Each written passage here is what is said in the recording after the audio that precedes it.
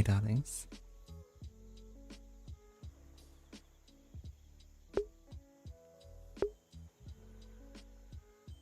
I just need to set up this last window and we will be good to go.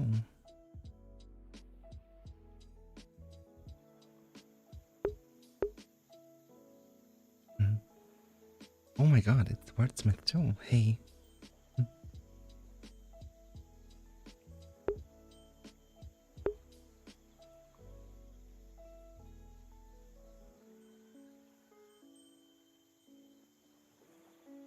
Well, I think we're ready.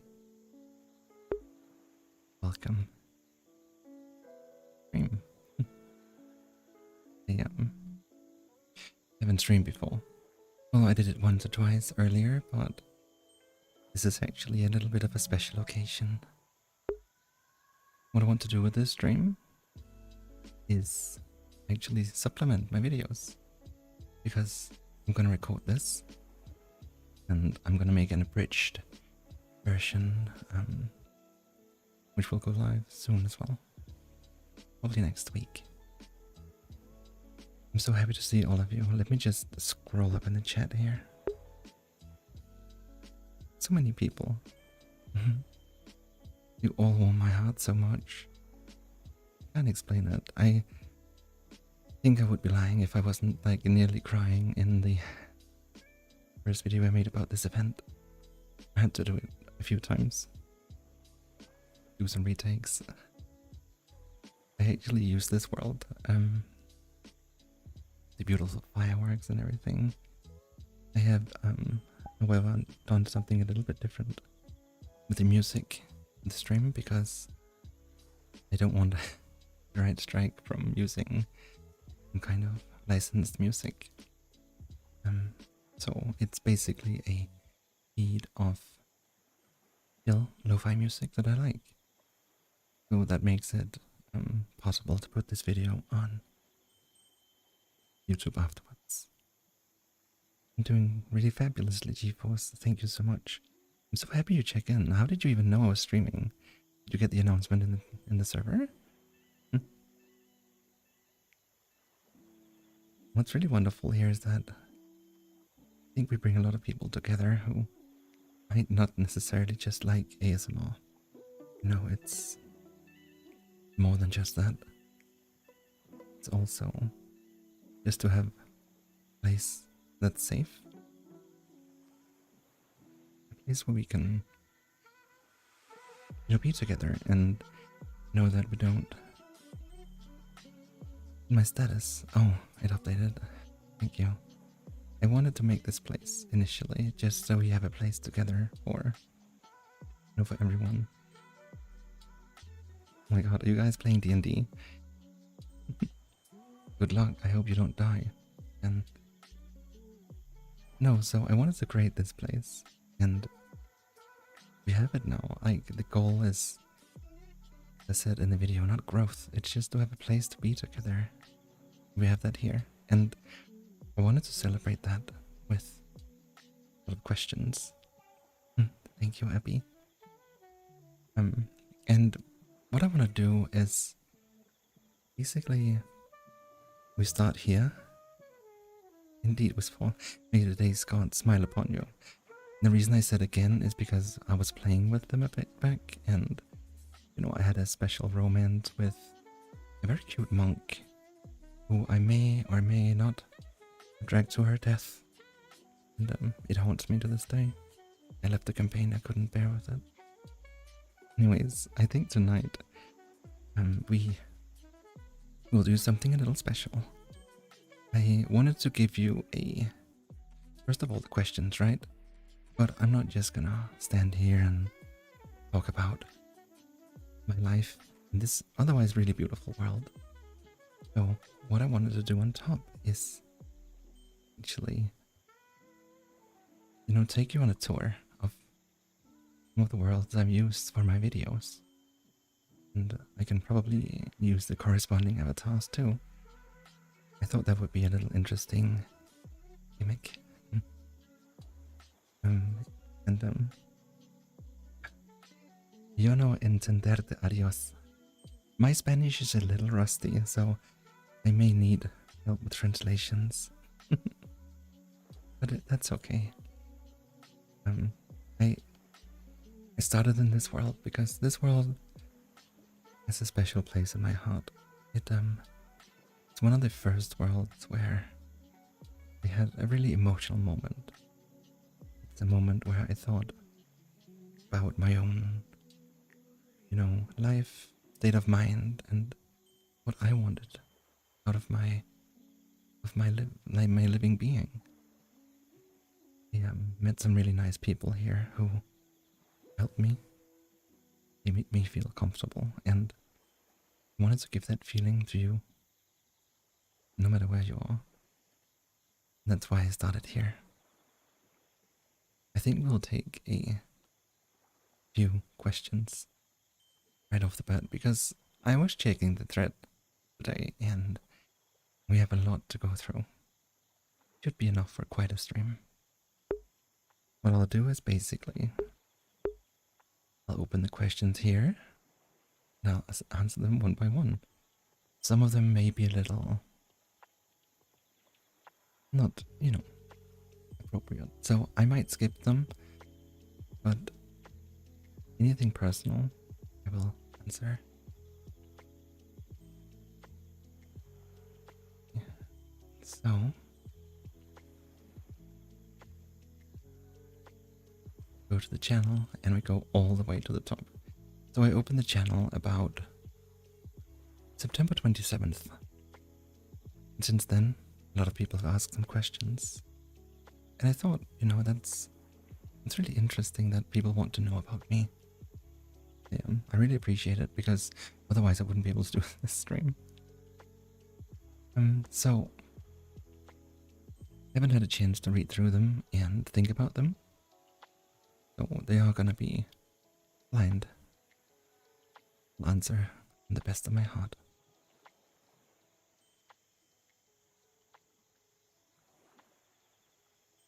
Let me see.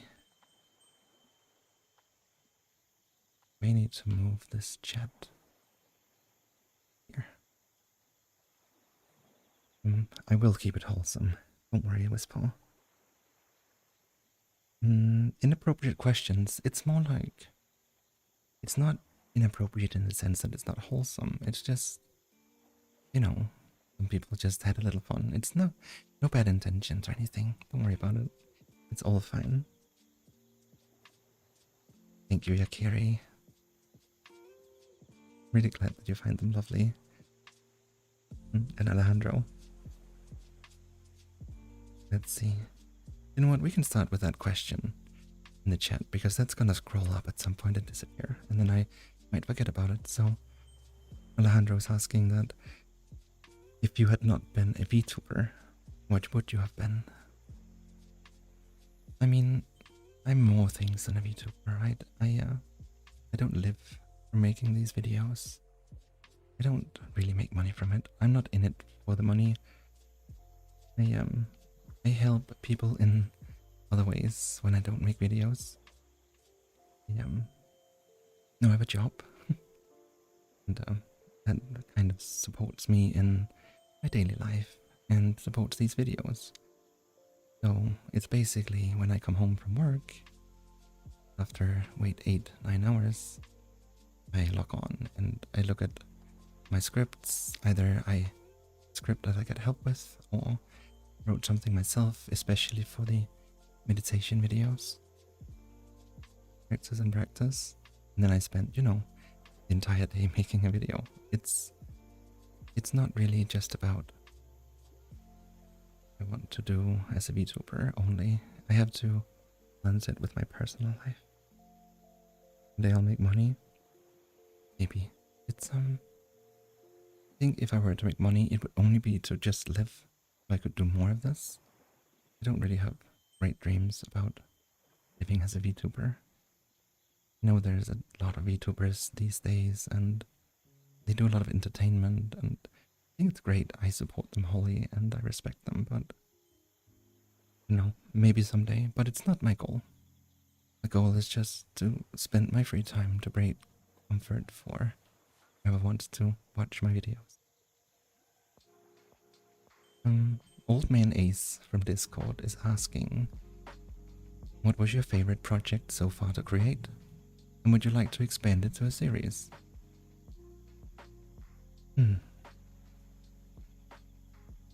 So I think there's two projects that immediately come to mind. I think my latest favorite project is probably the Dragon project. The Dragon project with the Dragon Librarian is a project that I commissioned. Well, actually, I didn't commission it. It's one of the ones I didn't commission, but Waterway Wordsmith is a person that writes scripts for VTubers or, audio artists, and he helps them with reaching a really high quality script that they can use for the videos. So he helps us by writing the scripts and we get them out there for him, give him exposure. It's one of those classics. I don't do it for money, I do it for exposure. Except we're all small timers here, so we do help each other. There are more parts to that series, and I will continue it. I think the reason it's my favorite project is I think the character is just really well written. Of course, what do I love the way that the character is written, and I want to pat myself on the back because of the model. Because the model I created for that, I really enjoy myself. This is my standard look. Oh, but the model for the dragon is actually something I use a bit more when I'm just chilling in VR chat these days. You like the colors of the skin and horns. Old Man Ace also asks, what do you think of adding more auditory landscapes to augment your scripts? Well, I do some editing to my videos. In some of the videos I have added meditational music in the background. Some of them I have added special effects like sound effects. The problem is, as soon as you get into that domain of music effects, well, first of all, it doubles or triples the editing time. And that's one thing. I don't mind that. I think it's great. I think it's fun to edit as well as record. The second more serious part is copyright. As I mentioned in the beginning of the stream, the music that you're listening to now is from a source that I paid for. So I pay whatever, $20 a month, I think. And that allows me basically full access to this library of Creative Commons copyright-free music that is safe for both YouTube and, Twitch and everything. I know that Monster Cat does the same, but they are really popular. I think Monster Cat's music might be a bit doesn't really fit this place, does it? On that note, I do love electronic music, so I like it, but it just doesn't really fit here. So the music I use is, well, it's different, more chill. So to answer that question shortly, it is a big expense to have a lot of audio in your videos. And while it might not matter right now, because we are so small, once it becomes bigger, then YouTube copyright claims and all that stuff. Barry says he likes the horns. Oh, your dragon OC, Dark Rose. You should post pictures of that in the Discord, We have a creative channel where people post both like commissions they got made and something they drew themselves or anything else they make.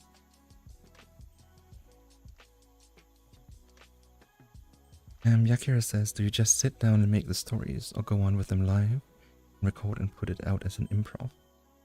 Really good, so I just wanted to know. So, as I mentioned before, some of my scripts are something I got help with from Waterway Wordsmith.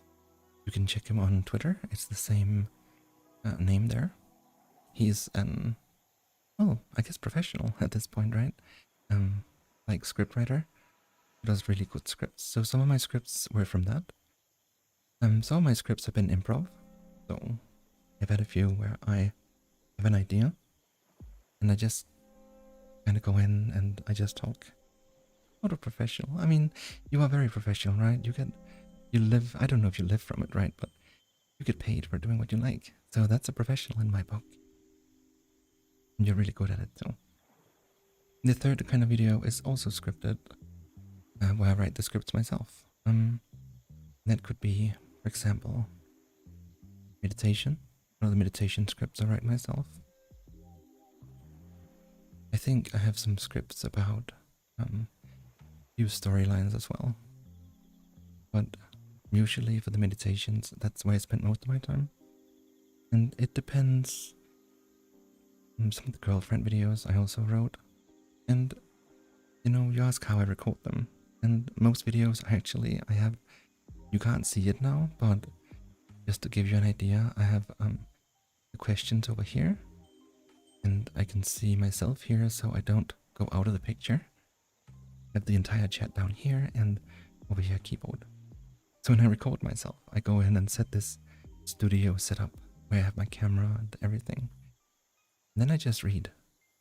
I try to act my roles. For the meditation scripts, it's easier to just be myself, I guess. But mostly it's about getting into acting. Before I record, I like to meet up with people. Just, you know, use my voice, warm it up. I have a few exercises I do as well before recording. Let's see. Yeah, Kira, your question about the first person, I'll get to that in a second also, because I have something prepared, because I saw that question on the Discord. I'll take some from the Discord now here. So, Buffy asks me why I'm ASMRing with a female model.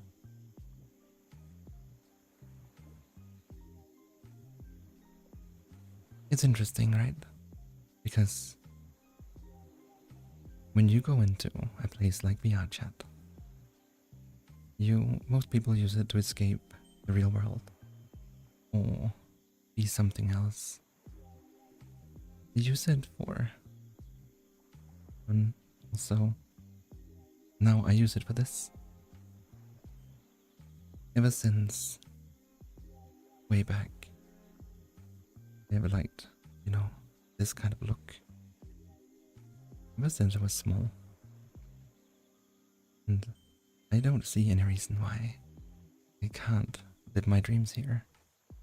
You know, you might as well ask why I have these, like, dragon eyes. No. It's just because I enjoy it.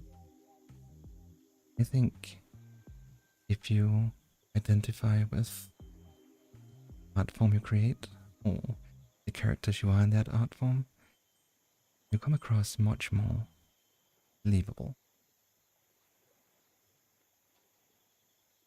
At least my opinion. Let me see here. Fluffy also asks why my butt is so big. And you know what? I promised I was gonna answer that question. He told me I wasn't, so here I am. We are back to the fantasy, and I'm not gonna show it on stream. You've probably seen it everywhere on the beach. I'm just like everyone else. Head, I have a body, I have a butt, legs. I'm not gonna hide that away. Thanks for the question, Fluffy. Ick.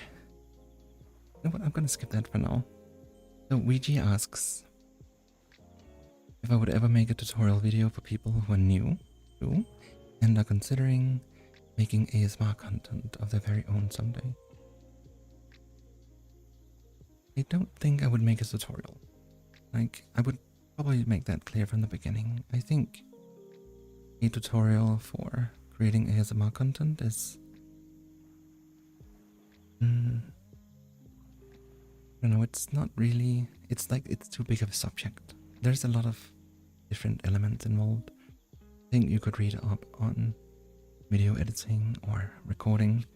What I would say though, if anyone ever joins me here in my server or writes me a comment here or sends me an email, I will help them get started. I know a few tricks.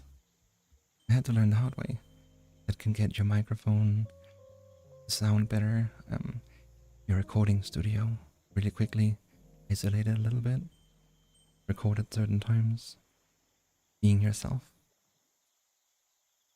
I would gladly help any new ASMR artist out.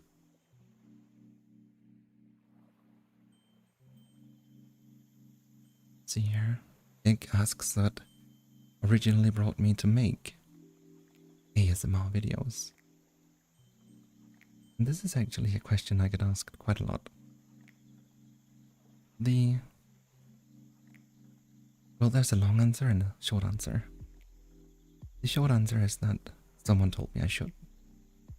Someone said, well, a few people said, you have an ASMR voice. Why don't you make videos? I didn't believe them. I'm gonna say something a little bit controversial here too, right? Most people don't like their own voice. Some people do, but I mean a lot of people who say I hate my voice. So, me it helped to sort of get confirmation from several friends that I should indeed do it, because I wouldn't have done it without them. I have loved ASMR for, I don't know, 4 years or something like that. And wanted to make content, you know, when you have a community that you really care about. And you want to give back, right? And I just didn't know how to do it. I bought some microphones and equipment through Yeti, the classic starter pack. But I don't use it that much. I found out that it's not really just what equipment, about what you do with it. And right now I'm just recording from my VR headset. It's as simple as that. I don't have any fancy microphones I use or anything, so I just tried it because my friends wanted me to. Let's see here. Alejandro asks, what anime was your favorite little girl from Nasachi? Favorite little girl? I don't know. I can tell you about one of my favorite anime characters instead. First of all, I actually don't watch that much anime. I do like reading manga, but even then my collection is a bit limited. I have 2 favorite manga stories. Well, actually, let me put my top 3. My first one is Berserk. Berserk is a story about coming of age in a very brutal land. A land that doesn't love you at all. And fighting against all odds to, you know, conquer your fears and all that. It's pretty classic. There's a lot of themes of accepting yourself and your sexuality as well. And there's a lot of themes of adulthood. It's not something I would recommend if you have a faint heart. It's very brutal, but it's very good as a manga. The anime is terrible, at least in my opinion. The second one I would recommend is Death Note. Death Note is about Light Yagami. He's the son of a police detective. He finds this Death Note, and basically, long story short, when you write someone's name in it, they die. And then it's a long story about finding out how he uses his power and how a detective has to stop him. It's like a detective murder mystery, multiple murder mystery. I haven't seen 2016 Berserk actually. I've seen the old one. Well, I've seen one episode. Last one I would recommend. I mean, I really liked Full Metal Alchemist. It's very classic. It's like one of the famous ones, right? So instead of recommending that, I'll recommend a manga artist. There is a manga artist called Junji Ito.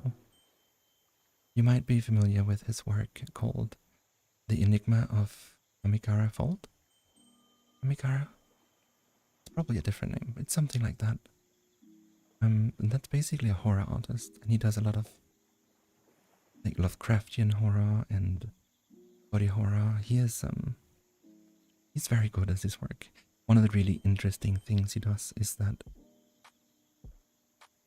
No, Fuva, I answered two of your questions, Fuva. You can check them in the replay. So one of the things he does is he uses the shape and the form of the medium, right? So manga is a book. And in books, you flip pages. So how do you use jump scares in modern media? Well, actually, you build tension and then you splash something in people's face. And I hate that. It's not good. I don't like it. Junji Ito does it as well with manga. How do you do it, you ask? He uses full page imagery. It's a jump scare. So imagine you're reading. It's right in the beginning, Fufa. It's like, I don't know, 20 minutes in. I'll put some, when I release the video, I'll put chapters for each question. Anyways, when you're reading a Junji Ito manga, you basically read, yeah, he uses phobias a lot. And then what he'll do for the jump scare is as soon as you flip the page, in the left page, he will use a full page image. Usually you would have like 6 or 7 windows, but he uses a full page image. And it's always something, that unleashes the grotesqueness in your head that you already built up. You sort of predict that something is gonna happen, and he unleashes it to his full potential. It's really good. And besides that, he's just a good writer and a great artist. Alright, let me see.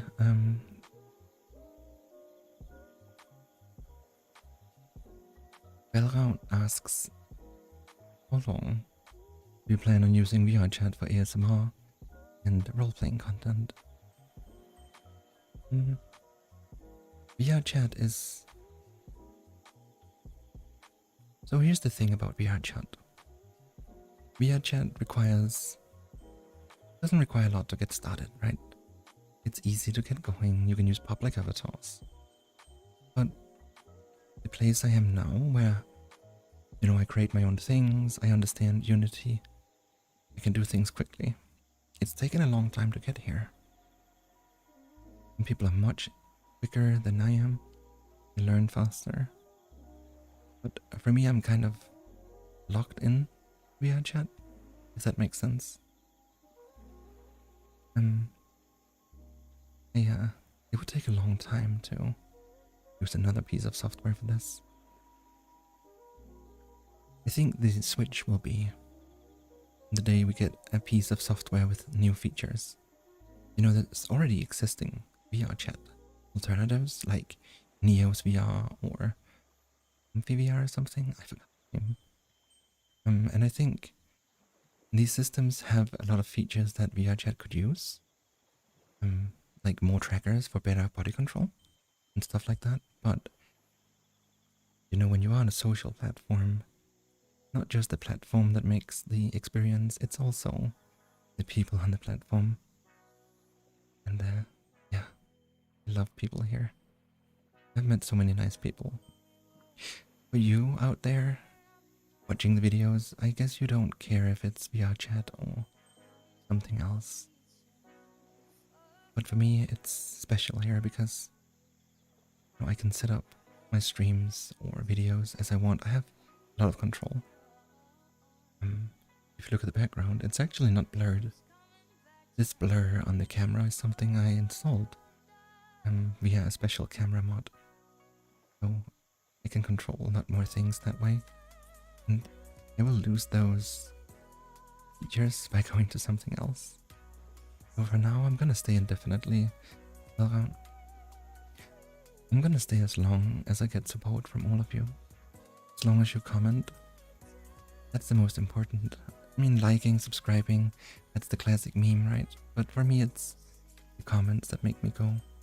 Really love reading your comments. They make me so happy.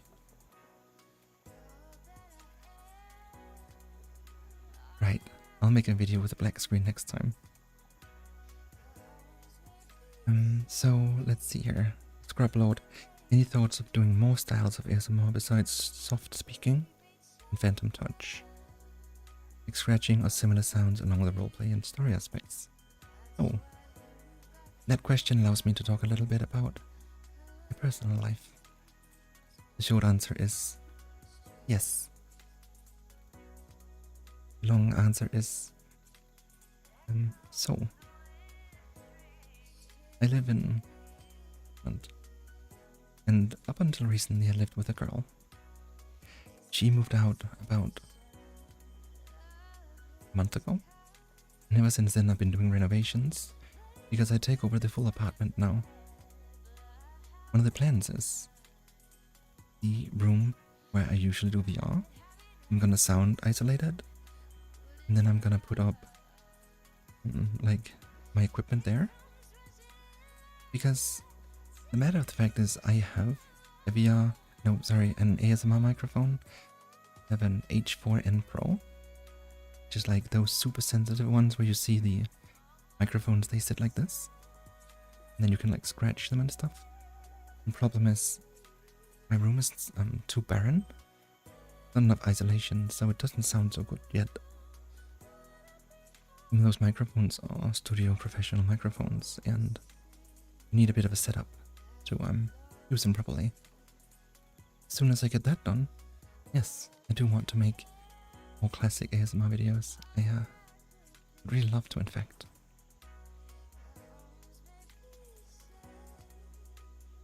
Ringo-chan asked where you can send fan art. Well, you can do it in two ways. One is Discord. You can just add me on Discord. I think I put my info in the description. Otherwise, you can send me an email in my profile on YouTube. If you click, I think it's called Business Inquiry or something. It's kind of official and silly, but you can send an email. It's basically nekonasachi@gmail.com.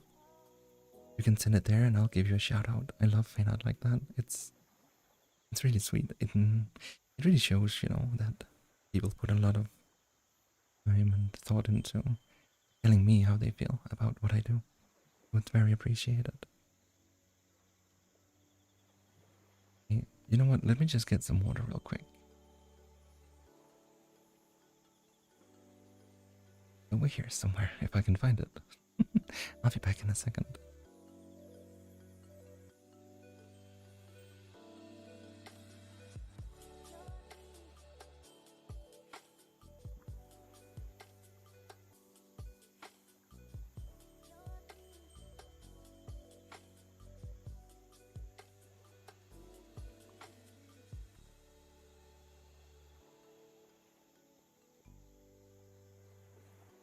Right, I know you're all hungering for some water drinking ASMR here, but... Oh yeah. Was earlier asked. Oh, you, Alice.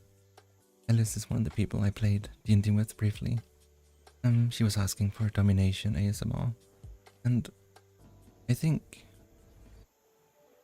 long story short, I don't do sexual ASMR. I keep it very wholesome because I think VTubers in general have a tendency of using lewd as a shortcut. I have a lot of respect for, the Centrea. She's a YouTuber, and the dragon that uses text-to-speech. Great. And I love her videos. But sometimes it's also just too much, dicks and penises and stuff like that. And I think it's just a different vibe than I want. I don't want to fall into, fart humor or something like that. I like the tension of, suggestiveness. I like being suggestive. In the villain video, it was very, was very Dummy Mummy inspired, and I think that's great. But I'm never gonna do anything like super on the nose. Yeah, they are. Rice Star too. I don't want to compare to them. It was just an example because I super respect them. They are really skilled VTubers and they are amazing. Let me see here. Let me go back to questions. Actually, I have a feeling like we should switch world because I wanted to do that. So I should have everything and right here. So the camera might disappear. We'll set up it again in a second. Let me do an invite world.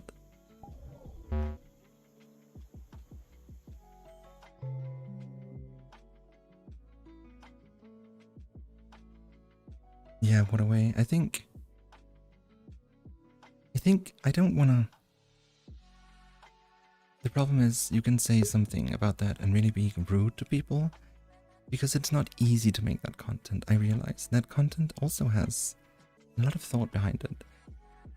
I just think it's a style. It's a certain style that kind of takes you in that direction, and once you are there, it's difficult to get back.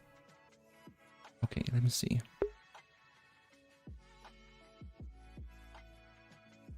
Alright, Scrubload, I really hope that you have a pleasant evening. I'm glad you got early to work so you could stop by. Now, let me put on camera. You might recognize this scene. I'm gonna drop it.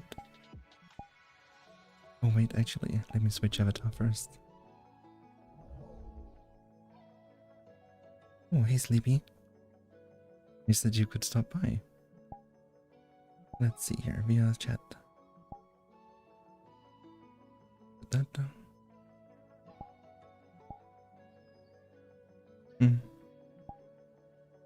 Yes, Sleepy, we are trying to answer questions from the server and comments in the chat. And it's really fabulous. Now let me just switch to the camera. Here we are. And voila. You might recognize this place, I feel. And the character too. Let me get a little bit closer here. Oh my god, you're all so sweet. I can't believe we're doing this. It makes me so happy.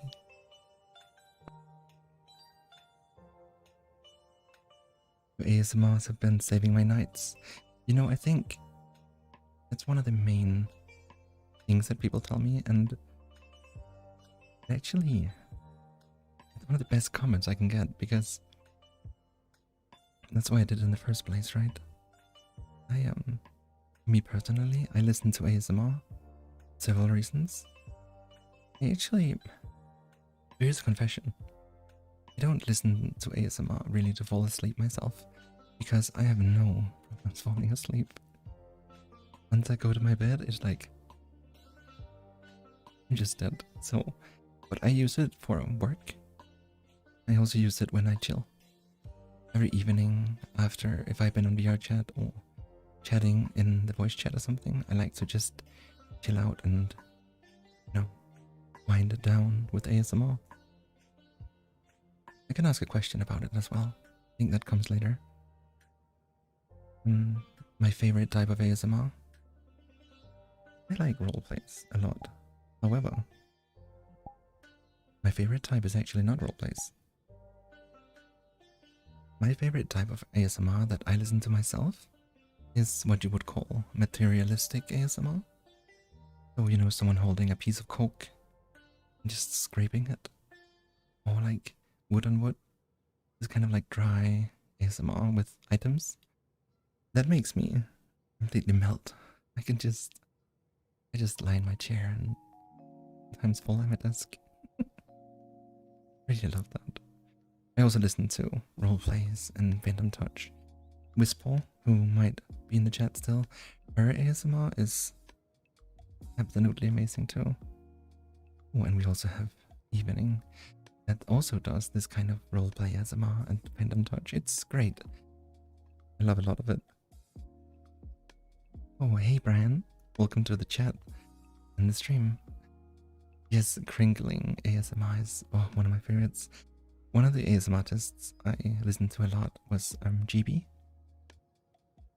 He was one of the first like bigger ASMR artists I followed. And she did a lot of different sounds, and so it was just good. Every video she released was amazing. These days I follow VR ASMR a bit more because I like to, you know, follow up on ideas so I can... No, I'm just kidding.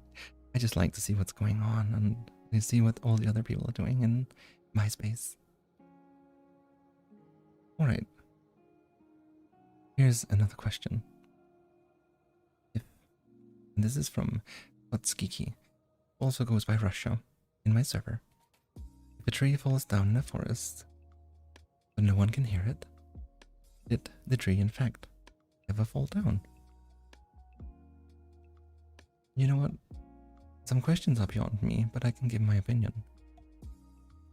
There is a logistical way of looking at it, and there's another philosophical way of looking at it, where you have a more... I forgot the name. It's basically about what all happens in your head. So, if the tree fell or not, it depends on the philosophical angle.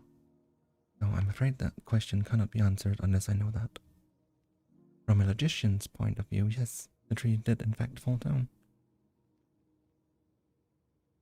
Okay, let's see here. I was wondering if you could voice any anime character in English. What characters do you think your voice would represent the best? Oh my god, it's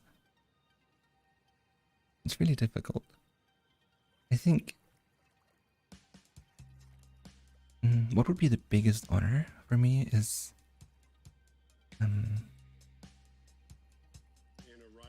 would probably be someone like... I forgot her name. Now. As I said, I'm not super good with anime, but there is a cat girl in Final Fantasy 14, the game, and she is like really cool. She saves the day all the time. What's her name? If Rose is still here, she can answer. She knows who I'm talking about. You would voice Deku from Boku no Hero. Oh, that's actually one of the animes I do want to watch. Yes, Evening, Ishtola. She is my favorite character of the entire game, and I mean, my voice doesn't fit her that well, but like her sort of way of being and her appearance and everything about her is just, it is something I adore so much, and something I try to put into my own characters too. I play MMOs. I play Final Fantasy 14. That's the only one really. I did play World of Warcraft, but that's some years ago. Now I stick to Final Fantasy. I'm not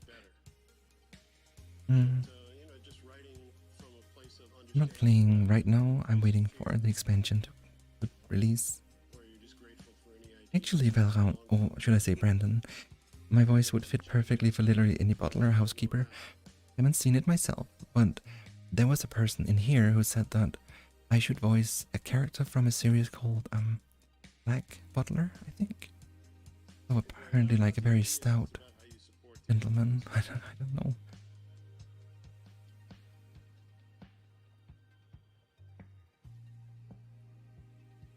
Ice or lava?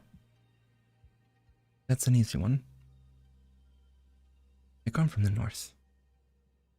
I'm the queen of the north, and I hate feeling warm. Like I love to run or bike and dance. I love dancing and sweating.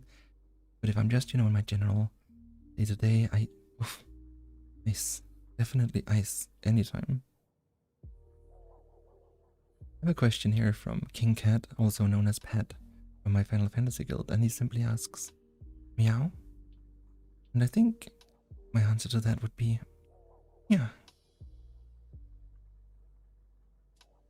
Sushi is asking, where do you see or hope to see your channel in the future? We talked a little bit about it earlier. I think I want the channel to grow because when I talk to you people out there, when I talk to you and you, and especially you, then I become really happy. I think when you have heresy, when you do a project like I'm doing now, a lot of people say don't do it too much, you're gonna burn out, don't try to do this or that, and they're probably right. I haven't made a single, not even one video where I didn't feel like it was burning in my heart to make that video. I had a little bit of a break earlier in the year, I didn't have time, but every single video I make, I love to make. If I could make more videos, if I could put more love into them and time, I would definitely do that. So I hope the channel grows, so there's a bigger need. I think when I upload a video, you check the numbers, you see the comments and stuff like that, and for me the most important is the comments. As I said earlier, you can see right away within an hour that people are looking forward to watching the video, and it helped them sleep, and have comments that say I'm gonna watch this when I go to bed and I can't wait. And that kind of feeling is I'm helping someone. It's the best feeling in the world. When you're a kid, it's best to get a present, and then when you grow up, it's better to give a present. It feels better, at least in my mind. And doing this for everyone here is... it fills me with happiness and love. And Ringo, the villain, was very, very much inspired by the villain from League of Legends. The fingers, the hair and everything. I changed the hair for the final video because I thought it looked too much like the goddess character. But he is definitely an Evelyn inspiration, and I love Evelyn. Yeah, Xmas. That's what I use ASMR for too. Use it to sit down and relax. We are pretty much the same in that regard. I can't really watch anything when I go to sleep because I sleep when I go to sleep. My days exhaust me. So Evening in ASMR, who's also here, you should check his channel. I also see that Zenkain just checked in, another really great ASMR artist that uses VR chat. So click his little wall and check his channel, it's great. Sleep when I go to sleep, yeah. You can quote anything from this video. This is gonna be a masterpiece of highly intellectual quotes. When I go to sleep, I sleep. But Evening in ASMR, who just released a very exciting ASMR video, asks if I have an ASMR streaming schedule. Alright, see you soon, Alejandro. We'll be here when you come back. Okay. I think a streaming schedule would be one of the things I could do if I had more time. I prefer doing videos for now because they are reconsumable material. I don't have much time. I think streaming generally takes more time. I know you can grow faster with streaming and where everyone is nowadays, but as I mentioned, I'm not here to grow and grow and grow. I want to make videos that people love. And of course I want to grow the channel so more people can watch the videos, but I would like to stream. Done a few streams of games. I even have a real VTuber version of my avatar where we can play games together. But for now it'll not really happen because a time-based issue. This is a special stream because it's a special, special day.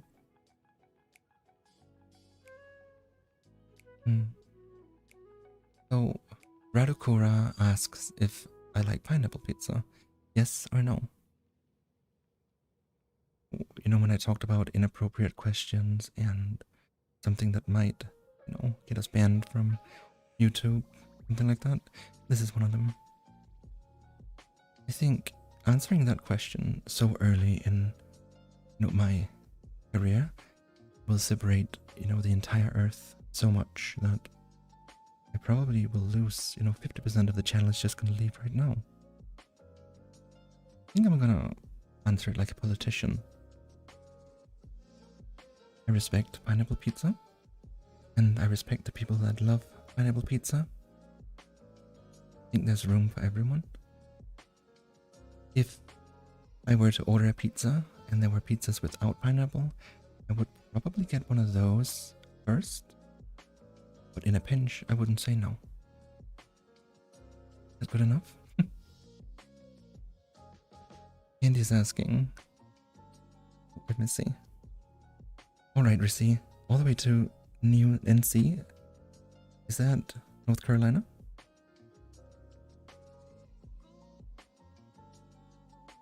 Yes, Eco Roshio. If I answer wrong, it's like a Thanos snap.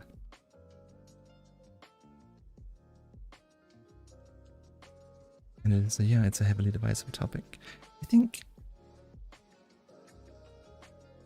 Oh my god, hey Penguin Pope. You are not late at all, and if you want to catch up later, you can always watch the replay, so. Oh, no worries though.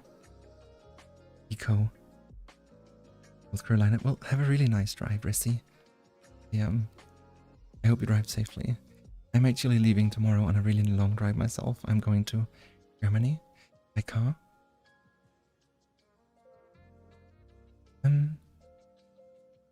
Alright. I'll call you Eco.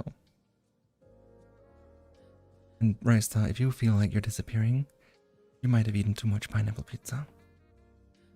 Same. Let's see.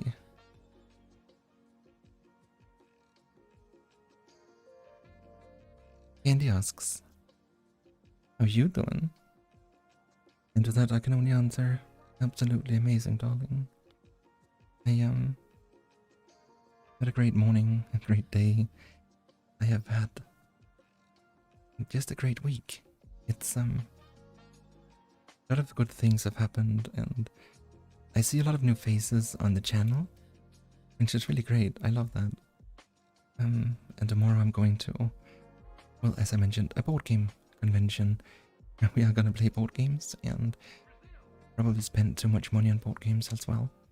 We're driving all the way down there. It's gonna be really fun. All in all, a great week. Yes, Luigi, Dragon Asachi. We'll stay with her for a little bit longer. And me, great in politics. So here's some criticism I get at work. I have to give people feedback and coach them. And sometimes I need to really think about being critical. When you give people feedback, it's very easy to fall into a pitfall. Or when you coach people, I mean, about being too nice to them. You know, if you have a boss, you can always bitch and complain and say, oh my god, my boss is so pushy. And, sometimes they are. Sometimes they are. But a good boss and a good coach has a very important role. And that is to develop you. So let's say you are a designer in my house. I will have to give you feedback that hurts a little bit sometimes. And it's not hurting you personally, it is to help you grow. How do you give that kind of feedback? That's the thing, you don't give it personally, you don't tell the person that they are bad. You show them where they can improve. And that's, like, you can turn negative feedback into positive feedback. I was gonna say easily, but definitely not easy. It's still struggle with it sometimes. Oh, Vitello. Maybe I should do this for the stream. That would probably be appreciated, right? Thank you for joining.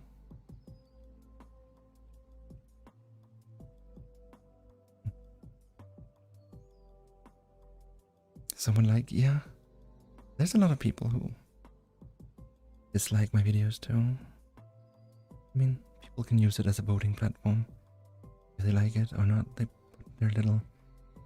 it's not something you should take too hard. I've had some hate comments as well, and I usually just ignore them. I think it's fine. People have their opinions and they can, vent with them online, and it doesn't really hurt anyone. I don't care, at least. The expressions. So, these expressions are all done in, it's a program called Blender. You can do it in other programs too. Any 3D program will do. You can go in and edit the face and hook them up to my fingers so I can, for example, be, angry. Smart. It's really interesting.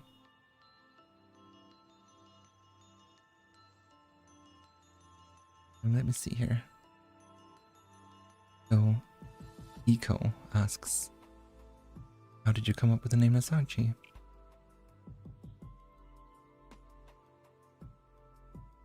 Blender to blend stuff like a smoothie or something? Yes, it is. It is to blend your smooth brain. You can download Blender for free on Steam. It is probably the best 3D platform that is free. It's a little bit with Blender like with so many other tools. And it's also what we came back for, like on VR chat. Once you get into something, you spend time learning. And, it's not because it's the best platform, but it's also the platform that you get used to. I could give an example. Oh, hey, Sai. Dislikes are bots. Maybe. I mean, maybe not. It doesn't really matter. It's fine. I am just here for the people that like my content. If you don't like my content, you can go somewhere else, and that's perfectly good.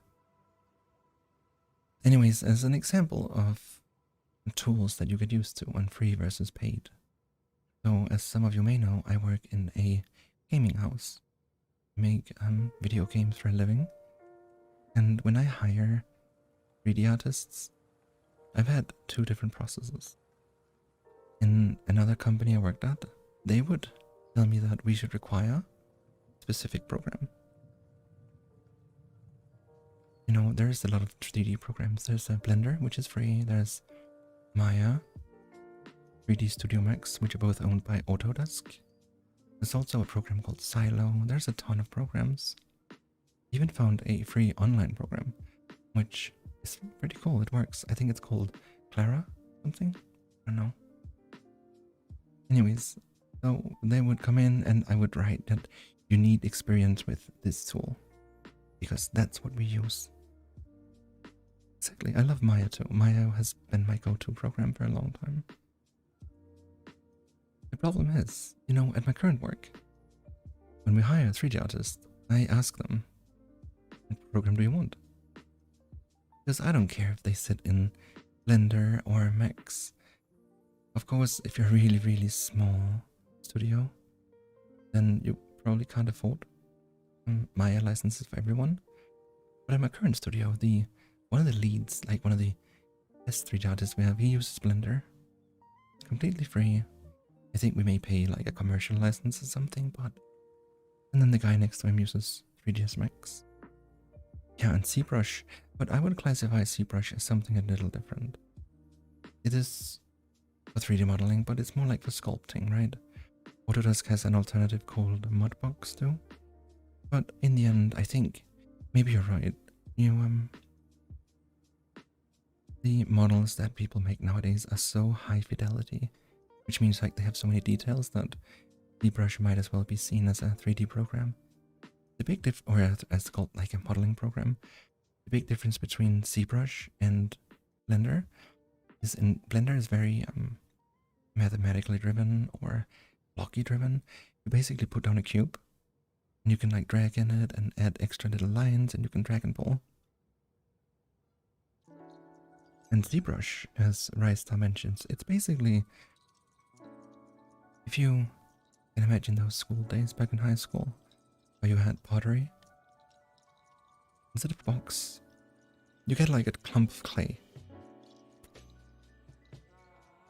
And then you start like sculpting it. You can turn it around and pull and drag and squish and squash and mush. It's very cool. Out of it comes a really, really high polygon model, which in earlier 3D was a problem, because then you needed to subdivide it, which means basically make it less detailed. So it took a lot of time to get something from Blender to, or from ZBrush to Blender. And nowadays it's pretty easy. So if you like ZBrush, go with that. However, ZBrush is not so good for non-organic models. ZBrush is more for like, you know, humans, aliens, apples, whatever. The donut challenge, yes. Anyways, let's get on with some questions. King Cat asks if the letter M in ASMR stands for meow. I'll have to point out here that the King Cat is literally a cat. I don't think he can do anything but meow. I think when he plays games he only meows too. Just to make him happy. Yes. The letter M does indeed stand for meow. Let's see here. Can we do some magic?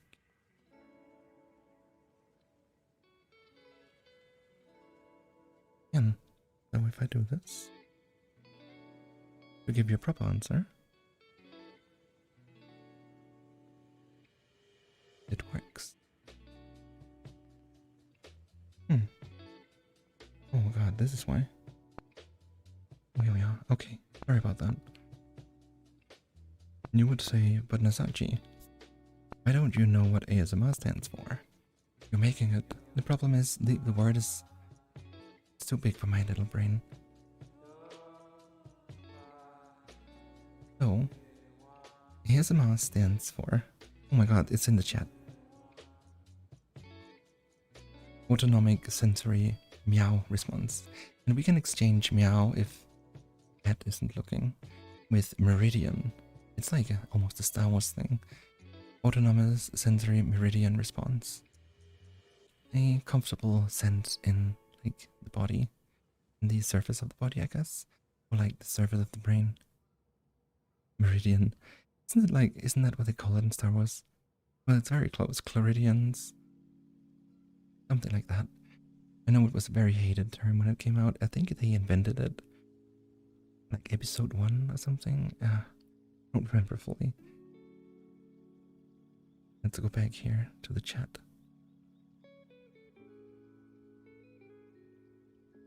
Midichlorians. Yes, you're right. ASMR stands for Autonomic Sensory Midichlorian Response.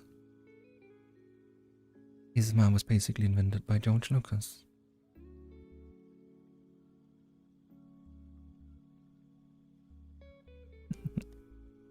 Of course not. I actually don't know where ASMR comes from. I have a feeling that it's like an ancient thing before the internet even. Did it, and I apologize, but I'm not even sorry. Really? Alright, so... Oh, I forgot to answer the other question. Where does my name come from? That's a question from Eco. Where does Nasachi come from? And I wish I had a long, depth response for you. Welcome back, Alejandro. But,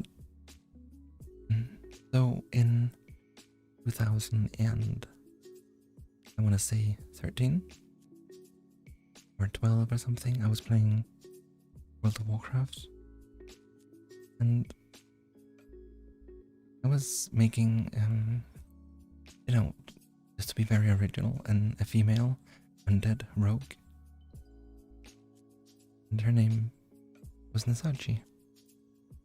It was something I made up on the spot. I was trying to make up a name, you know, it's like,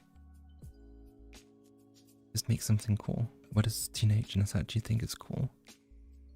Nasachi is pretty cool. Go with that. That is the origin story, and it's been following me for, what, 12 years now, or 15 years or more. All simps make rips. I guess I'm a simp then. Called me out. I can't believe this. Just need to find someone to simp for. You love good rips. Isn't it crazy that without the internet no one would be here? I mean, darling, that is very true. I think the internet as an invention in itself is, you know, a lot of people, they make fun of, what would you call it? Like future story writing. So if you have an author from the 80s or 60s and they write a story about the future, everyone is like, oh my god, we need flying cars. Flying cars are the future, or hoverboards from Return or Back to the Future, or anything, you know? And then they come here, and of course you can make a meme, talk about anime girls with big, you know, proportions, and that's like what the future has been turned into. But I think one thing about all else, one thing that changed the way we live, it's not about us or anime or anything.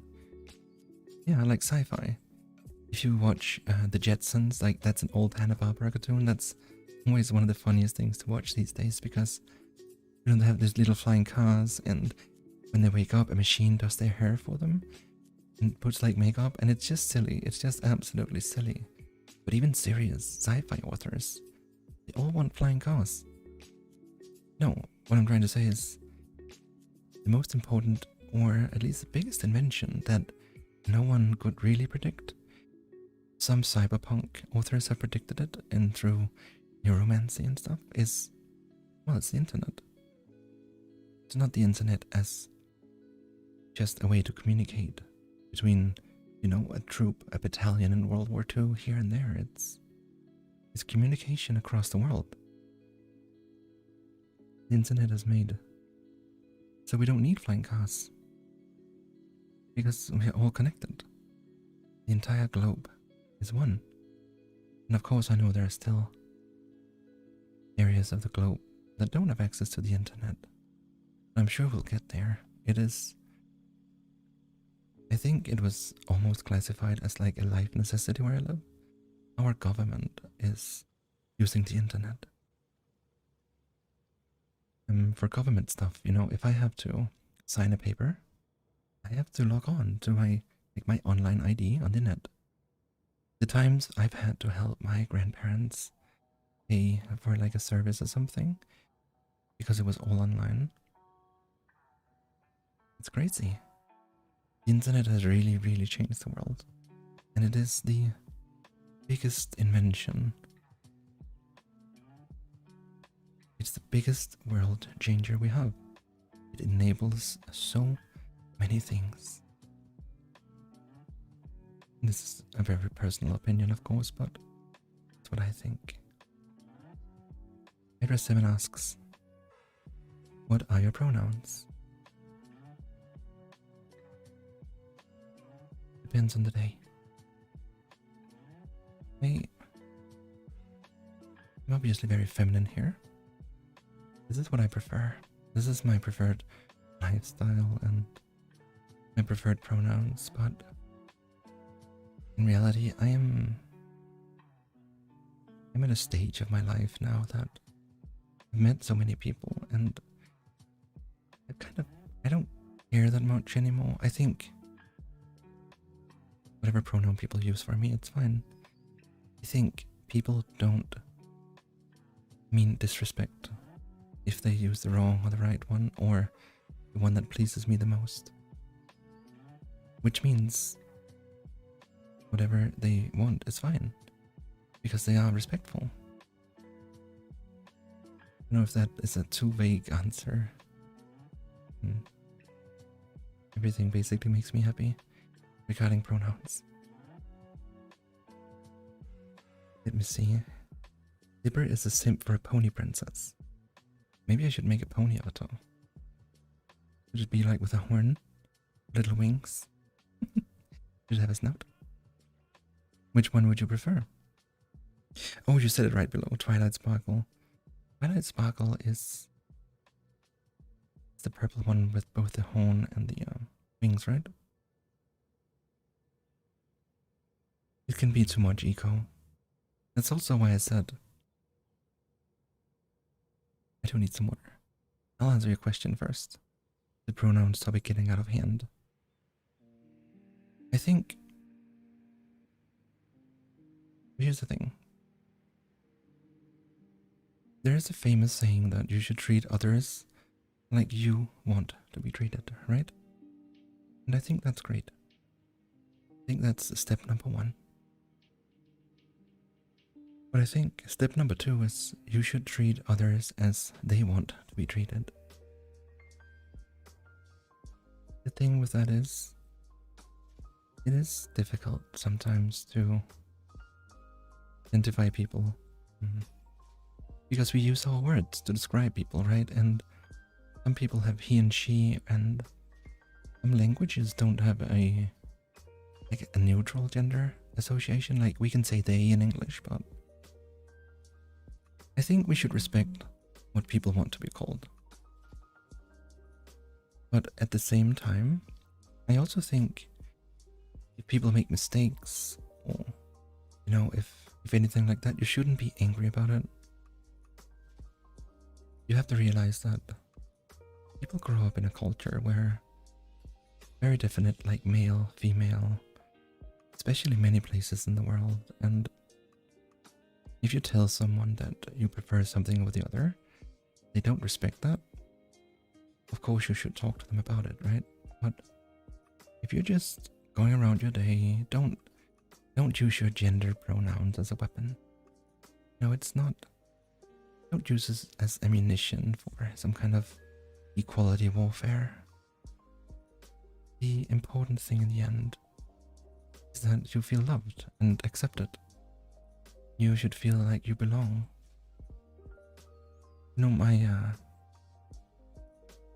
Someone from my work once asked, I know this is a little bit abstract, but what does it mean to belong? What does it mean to feel accepted? And we talked about it for a workplace, right? And I don't remember her example fully, but I thought it was quite interesting.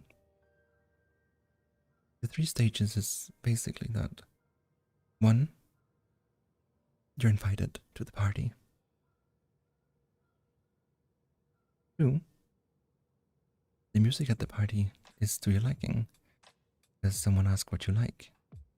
And the 3rd is like, at the party, someone approaches you and asks you what you want to listen to. So I don't remember the example fully, but it's basically like 1 stage is you will be treated like others want to be treated, which is cool, but it doesn't respect your personal things. But anything in between, being invited and being asked to go personally and asked to dance, whatever, to make you feel included. Those are, that's a spectrum that people all think means respect, right? It's a spectrum that, depending on the person you are, you think means this is what it means to respect others. And your definition of respect and inclusion doesn't necessarily match others. You have to be really careful if you weaponize that. Your definition of respect is your own. And you have to accept that other people have a different definition of respect. and inclusion. Those are negative extremes that I do not support. You should be inclusive as good as you can. You should do your best to make others feel welcome. And if that's through pronouns or asking someone how their day was, I think those are both good.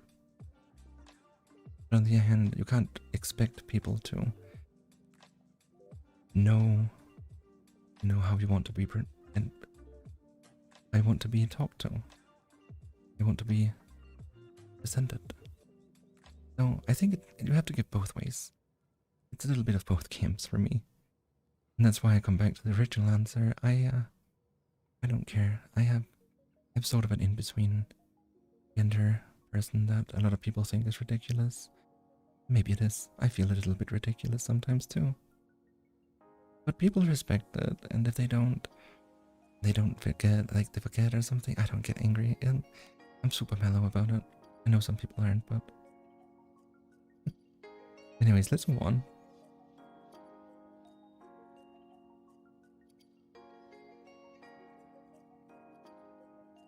The next question is, can you sneeze and keep your eyes open while sneezing? You know what? I'm so glad that you asked a VTuber to do that, Ego, because look at this.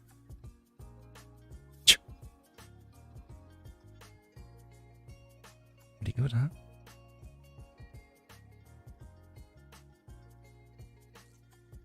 What kind of animals do you like? You know what? That's not difficult to answer, but before I answer, I'm just gonna grab some water. Hold on.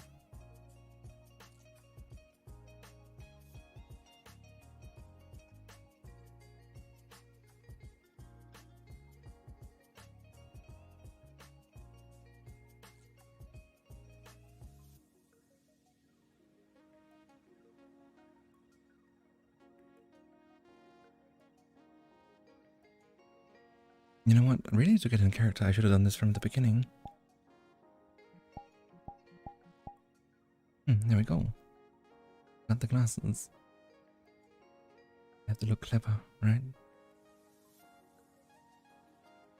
Let's see here. You think made Sachi poof away? Catalyst, thank you for joining. It's so nice to see you. I hope that your day is good, and I hope that love comes to your heart. You really deserve that. Catalyst is a very sweet person. Let me see here. So, which animals do I like? So, that can give you a little bit of a backstory too. The short answer is I like all animals. There are some I don't wanna have in my bed. You know what I mean? But I like all animals. I like spiders. I like most animals. There are a few animals I don't enjoy. Centipedes. I don't like centipedes. They can just stay in the rainforest. That's fine. I would never kill a centipede. I would open the window and out, but I don't like them. I think that's about it, maybe. That's about it. Thank you. Oh my god, Ego, you were greeted. I definitely remember. We can check the replay. In my earlier life, before I decided to do video games, I actually studied some biology and chemistry. My dream at that point was to become a veterinarian. I would open either my own clinic or actually go into exotic animals. Really wanted to dedicate my life to helping animals because I felt that, I had the brain for it because I liked those studies, and I feel like there's a big need for helping animals too. Of course, we should help people. We should help each other, but that was my thoughts on it at that point. I didn't enjoy math so much. So I got to some mathy subjects where I kind of just didn't feel comfortable. I stopped studying veterinarian or like zoology. now I am a veterinarian for humans instead. Alright, so I like most animals. I think another sub question could be like cats or dogs. And I think that question is about, we go back to the pineapple pizza. It's one of those questions where I prefer not to answer. I really love dogs and I really love cats. If I were to have either myself, it would be a cat. Because I've had cats my entire life. But I love dogs as well. They're so cute and fluffy and I just want to hug them. Wine or beer? Oh my dear.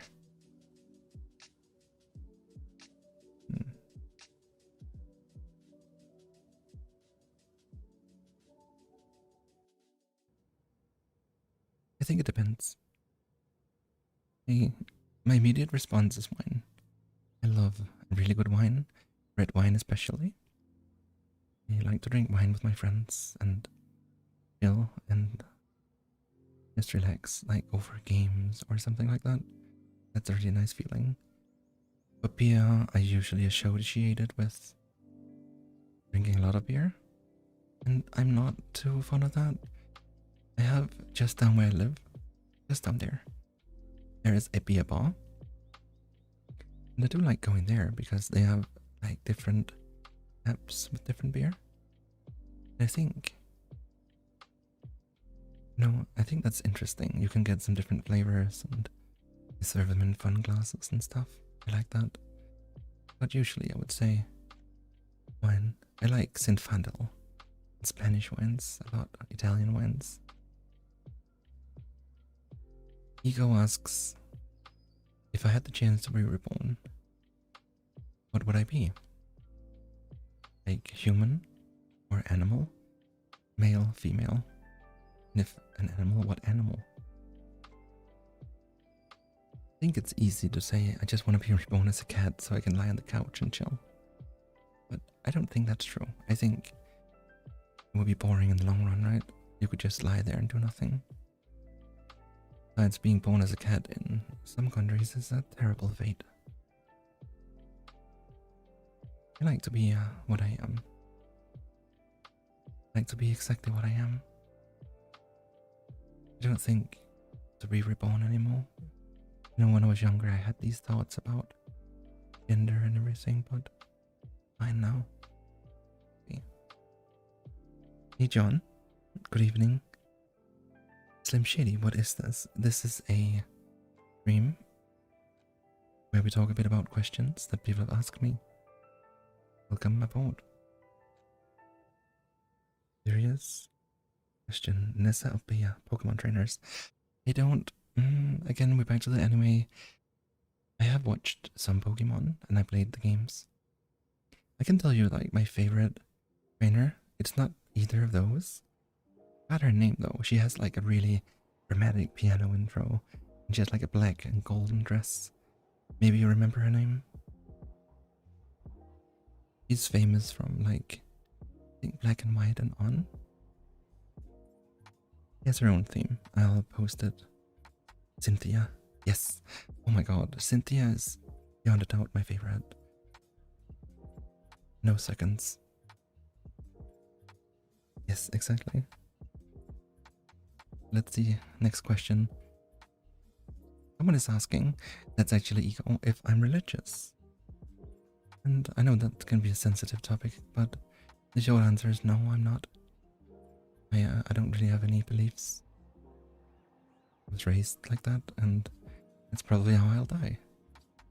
It's not really a topic I want to discuss that much, because I know it's a controversial topic, but for myself, not. With all due respect, Valraun asks, would I ever show my face? I mean, darling, face is right here. In all due seriousness, maybe. I think part of the charm of VTubing is what you see in front of you here. I think all of the mystery and suspense. It's something about, the unknown that is really phenomenal with VTubers. Because we really need to know, right? What is a VTuber? Is it the identity that is in front of you here? Or is it the person behind? I think it depends on the context. I don't always understand why so many people, they want to, uncover VTuber's true face. I know a lot of the people in Hololive had like an uncover video. And I think that's a shame. If they want to show their face, they should. I think people borrowing into their private lives and kind of breaking up their identity in that way is kind of shameful. I think it's really rude. So, to answer your question, I don't think so. Not in this context, no.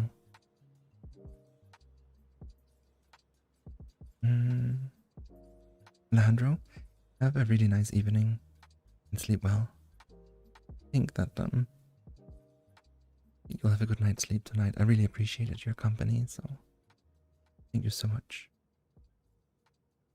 Rinko-chan asks, the house is on fire? That sounds like a song.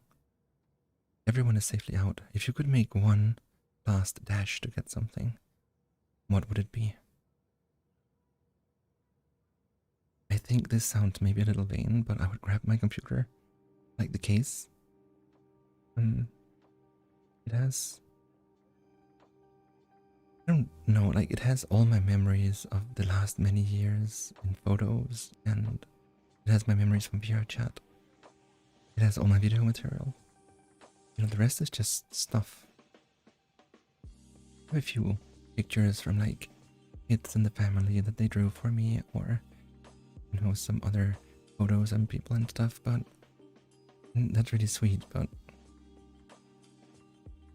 I would take my PC. I would take the PC case with all my hard disks.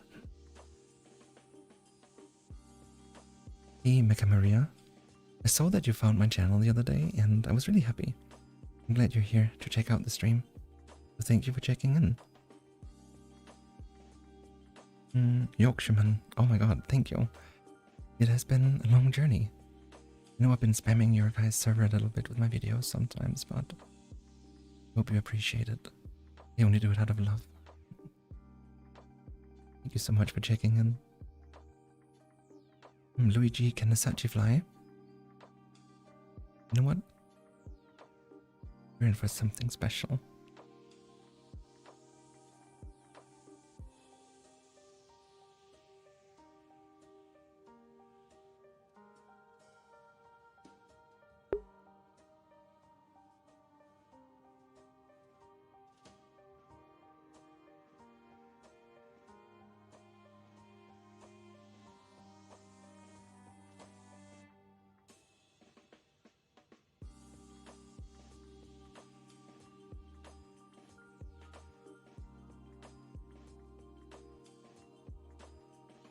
Yes, Nasachi can indeed fly. I don't have wings though, I didn't get those at birth. Hey Scott, yes. Hi Keelan, thank you for checking in. I'm really happy that you guys are here.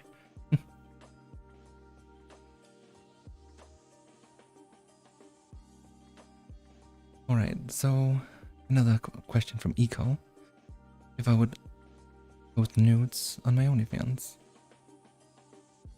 I think I already answered this question with another answer earlier. And the short answer is no. I prefer to keep a wholesome stream. Ringo-chan says I'm thick.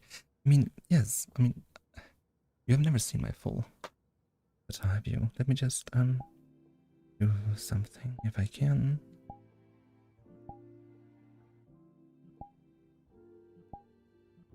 Annoying. I'll try this instead.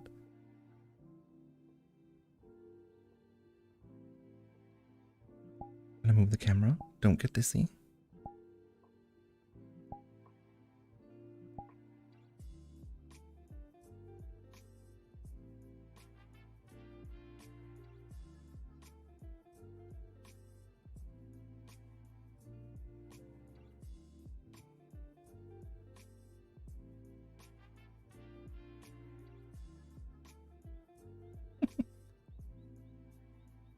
Yes. I don't know. I designed myself as I would love to represent myself here. And I'm so happy that we have that freedom. See, we can get back in place. This should do right.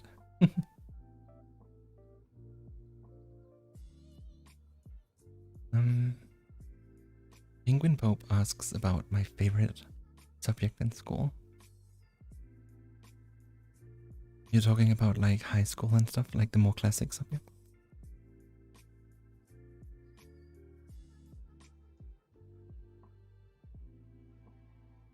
Ringo Chan, if you add me on Discord, I can send you some reference images. You know, like a turnaround. I have some I took of myself for just that occasion earlier. Anyways, my favorite subject in school.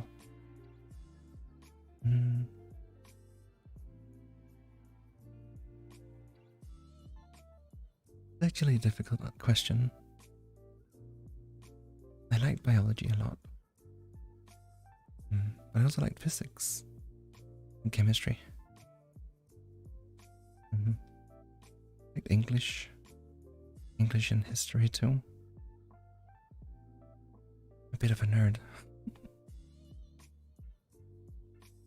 I think if I had to choose one topic that I should study,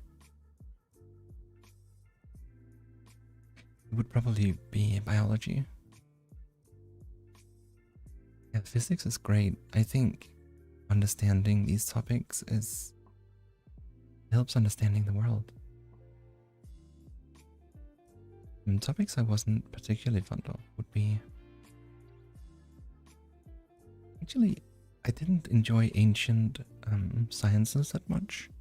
I think it's a really interesting topic, like, you know, ancient Greek and studying pottery and stuff, but maybe it was just a bad teacher.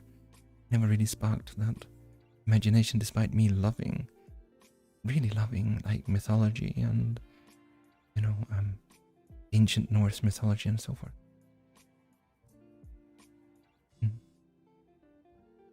An astrophysicist or astroengineer. You know what? I think a lot of people have that thought. They're just like, I just want to leave this world. Send me into space.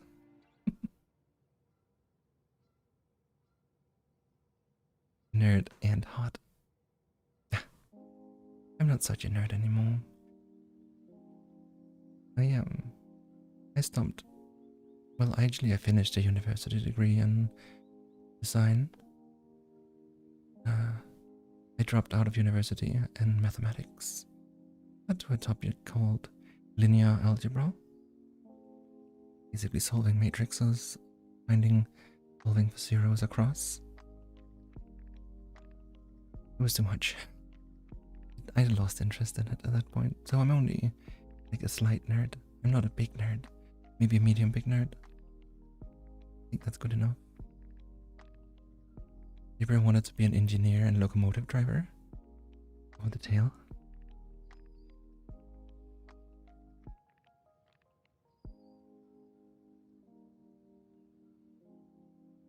I like my tail too.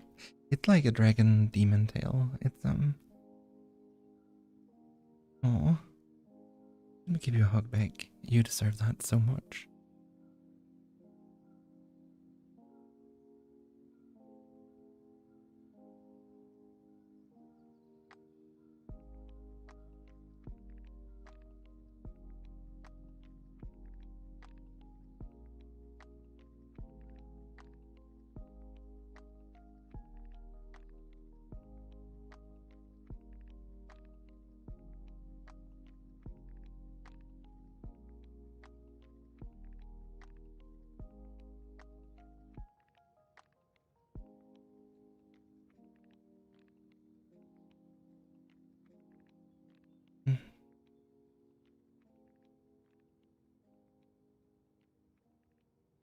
Wanted to be an engineer. Yeah, a locomotive driver is exciting, I think. It's actually quite an underrated topic. I think a lot of people, when they think of locomotives, they think, oh, you make the train start. You make the train stop, and you open the doors, and you close the doors. That's not true. And metro systems has these systems, but I think a lot of the older locomotives, they require a lot of, mechanical love. Hey Carter, you're not late. You are perfectly on time. We are currently going through questions, and you can feel very, very free to ask any in the chat, and I'll respond to them. Let's see, Catalyst. You wanted to be a computer science, program AI and stuff? These days I have simpler goals. I want to work in cars, flip them, and lead a relaxed life. You know what? I think that's beautiful. I think we have dreams, and a lot of the time our parents or someone, society, they have to be an engineer or you have to be a doctor. And that's not the only valid thing in the world. I think having dreams and then later in life being able to realize within yourself that even those dreams that you had, they felt like they were the universal truth in your head, your heart. You can change them. You can definitely have different dreams now than you did some time ago. They don't need to be world-shattering, make an impact on the world. Only person you have to make an impact on is yourself.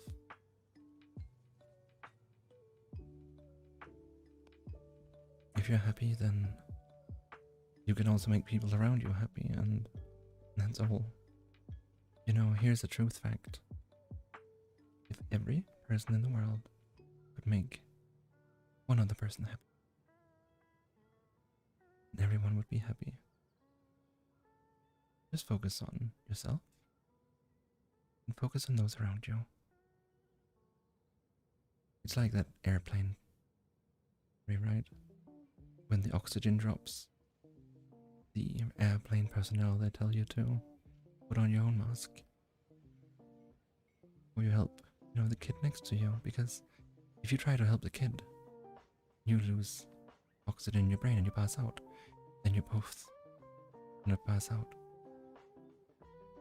Love yourself, and you can also love others. Helen Young, I love all your YouTube videos and I enjoy your ASMR videos. Your voice is relaxing. Oh my god. Thank you, Kaelan. That means a lot to me. That's really sweet. That's a really sweet you to say. But I'm gonna give you some nuzzles back here. I don't know if nuzzles are usually meant to be like, if you're a little bit more fluffy than I am, but I can give, I have claws and, you know what, let me take off my glasses.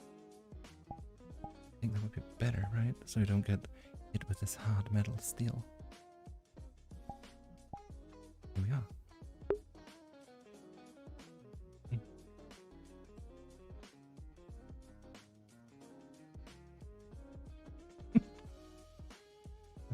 Thank you, Kaelan.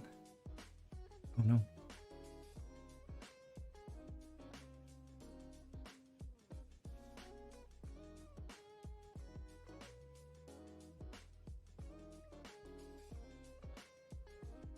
Let's see, I'm gonna go a bit down the questions more.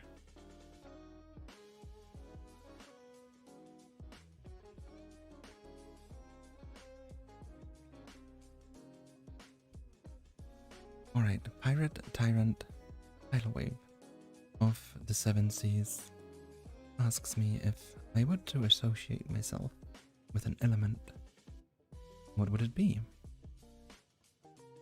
Now, we can take a definition of the element of life as seen by the ancient texts, which would be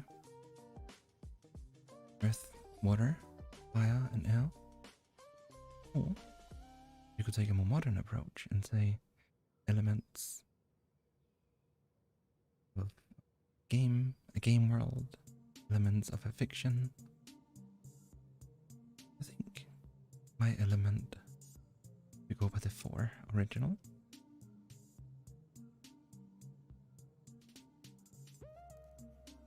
That's difficult to say. I think it would be air. I think air is the substance around us that we need to live. It's fluffy and lightweight, I guess. It can be warm, it can be cold, but it embraces you when you need it, and it cools you down when you need it. I associate myself with air, and not because I'm full of hot air. So keep that comment to yourself.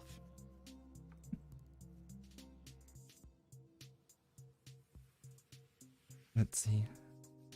Herb is the bigger nerd. Biotechnology and genetics major. That's really cool. Biotechnology is really important field these days. There is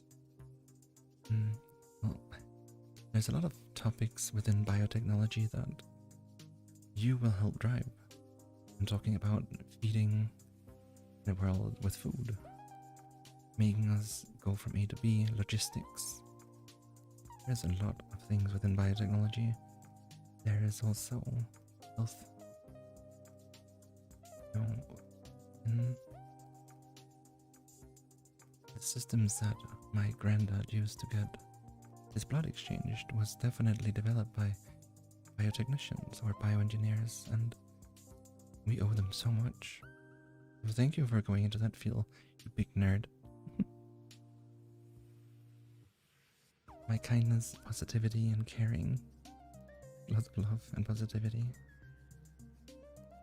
Thank you so much, Kaylin. You know, it's... Oh, my flow. It's exactly like those words you put. That's why I do it. I think, and I've said this earlier 3 times in the stream already, but I will say it again. Every time I see or hear that what I'm doing has been appreciated and made someone's day better, or help them sleep or relax, forget some kind of sorrow, it's it makes my entire day better. I know some people, you just say that to please us, but I don't. I have a very emotional heart. The difference for me between a good day and a bad day can easily be swayed with the feedback I get on the work I do with you. Because I put all my heart into it and I love doing it. So when someone tells me that they love it too, even one person, just makes my heart bigger.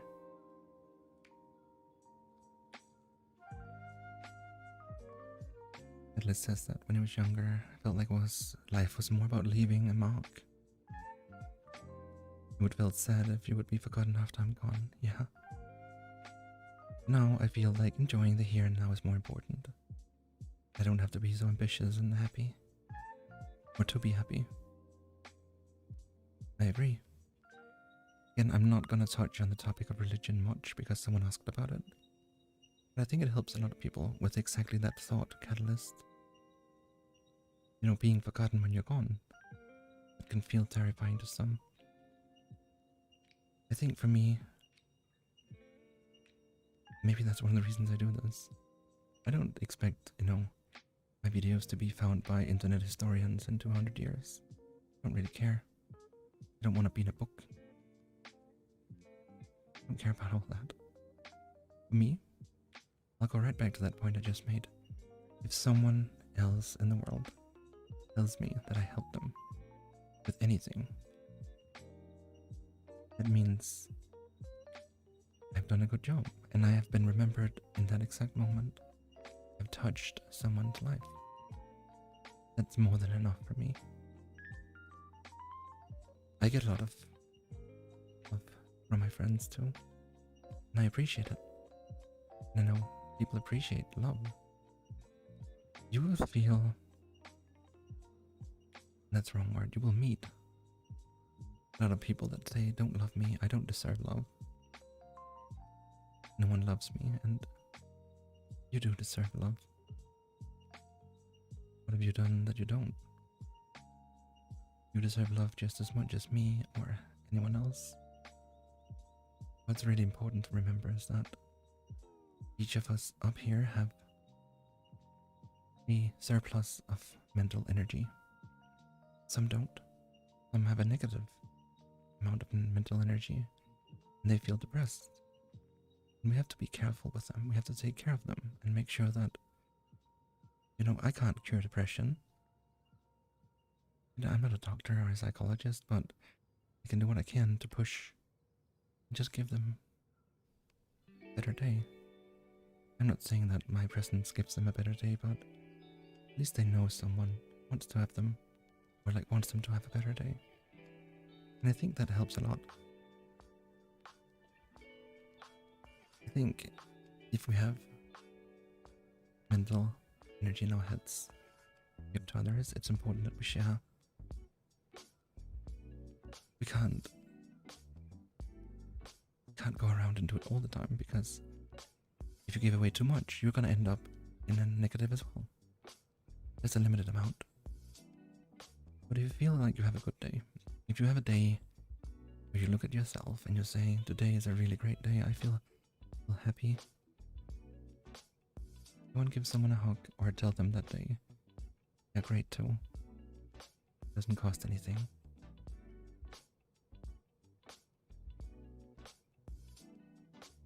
Let's see here. List. I'm just humbled by people's response. That's all I can say. I'm just gonna keep doing what I'm doing. Kara asks, maybe a silly question, but your character model has dragon-like horns, cute fluffy ears, and an anime human face. How did that come about? So, well, you can't change avatar right now because that's gonna screw up the camera a little bit, but I'll show you a different avatar soon. After this question, we can go to another world. I have basically Nasachi is a purple-haired cat, and I cosplay as different characters. I cosplay as a lovely dragon librarian, like so. Cosplay as an evil, well, of course not evil, villain. I'm sometimes a witch. Sometimes I'm your girlfriend. That will depend on the situation. I like to cosplay as different characters. Oh, the horns, well, the horns, they are from my mother's side. If you watch the video I put out, then you hear that I'm talking a bit about my dragon ancestry. Long story. You should watch the dragon librarian videos to find out where the horns come from. Melod of Modenia says that for a chill day, you're a lovely Yorkshire bro. You know, that reminds me of one of my favorite YouTubers. Spiffing Bread? He always talks about Yorkshire tea. Anyways, you know what I'm gonna do? I'm gonna switch world now. Oh. I can't really show the pirate off properly because it doesn't have the camera stuff.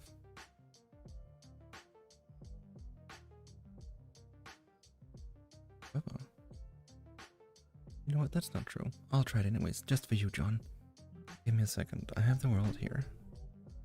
You might lose the stream for just a second while I switch world. But that's okay.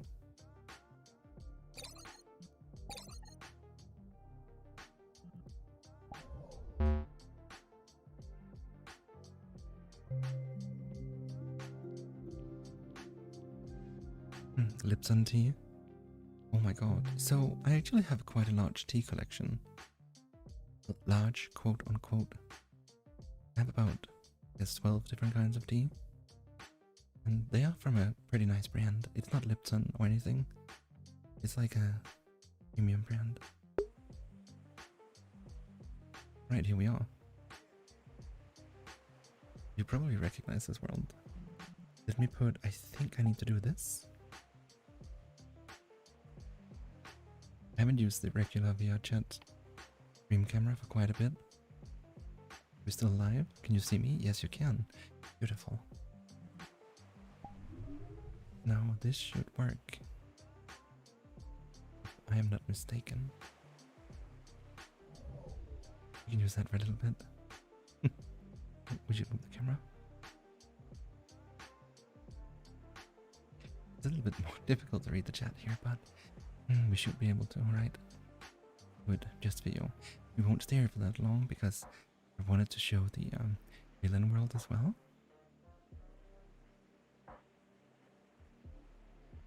We love spiffing bread. Biff is a true god of worship. The man is sponsored by the best company ever. You know what? I'm just gonna make a big shout out to one of my favorite YouTubers. Like I suggested, Biffing Bread. It's just amazing. Every video he makes is funny. I guess I really like British, English, like across the lake humor. I don't live across the big lake, but you know I live across the tiny lake, the Scandinavian lake. Really, it's this lake, I think. Let's see. My favorite remodels are your dragon, goddess, and villain ones. I'll get to the villain one in a second, Dibber. This is a model I didn't make myself. This is something I got for free and like just used.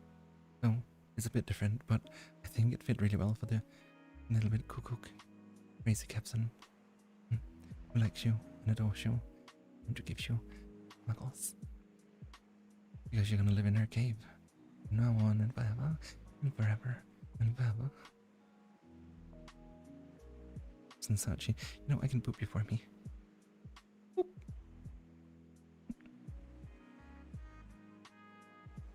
This one is from.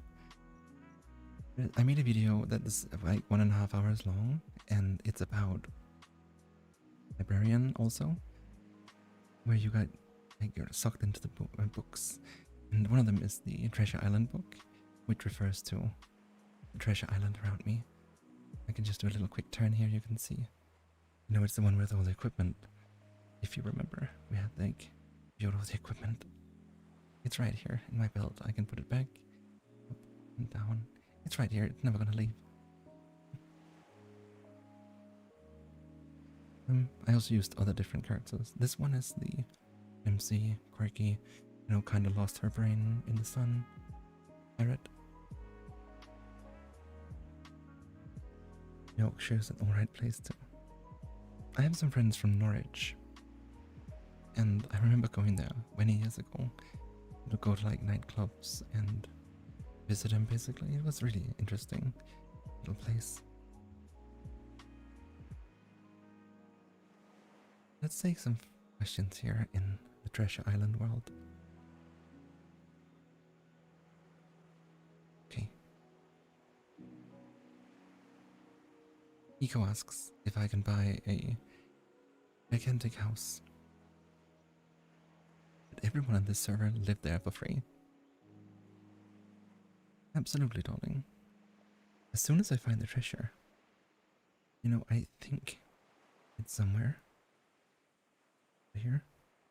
Actually, if some of you can come here and help me find the treasure, we can live in this big house together. The only problem is getting off the island once we have the treasure, but it'll be fine, right?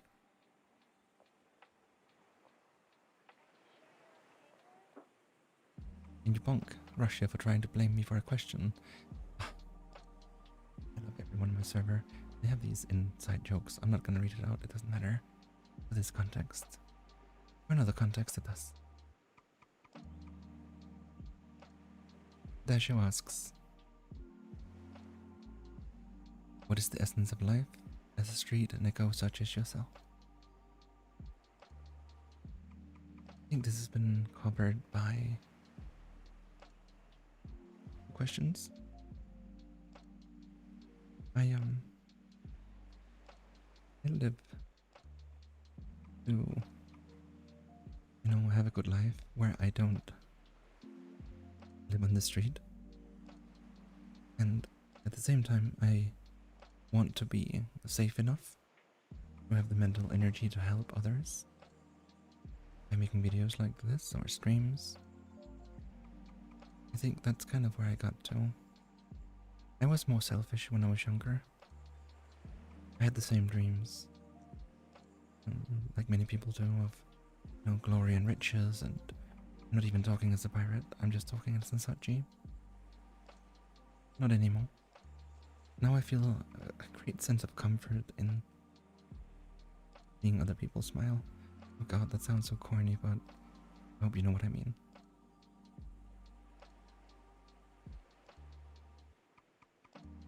Eco asks if it's true that I'm a cat in real life.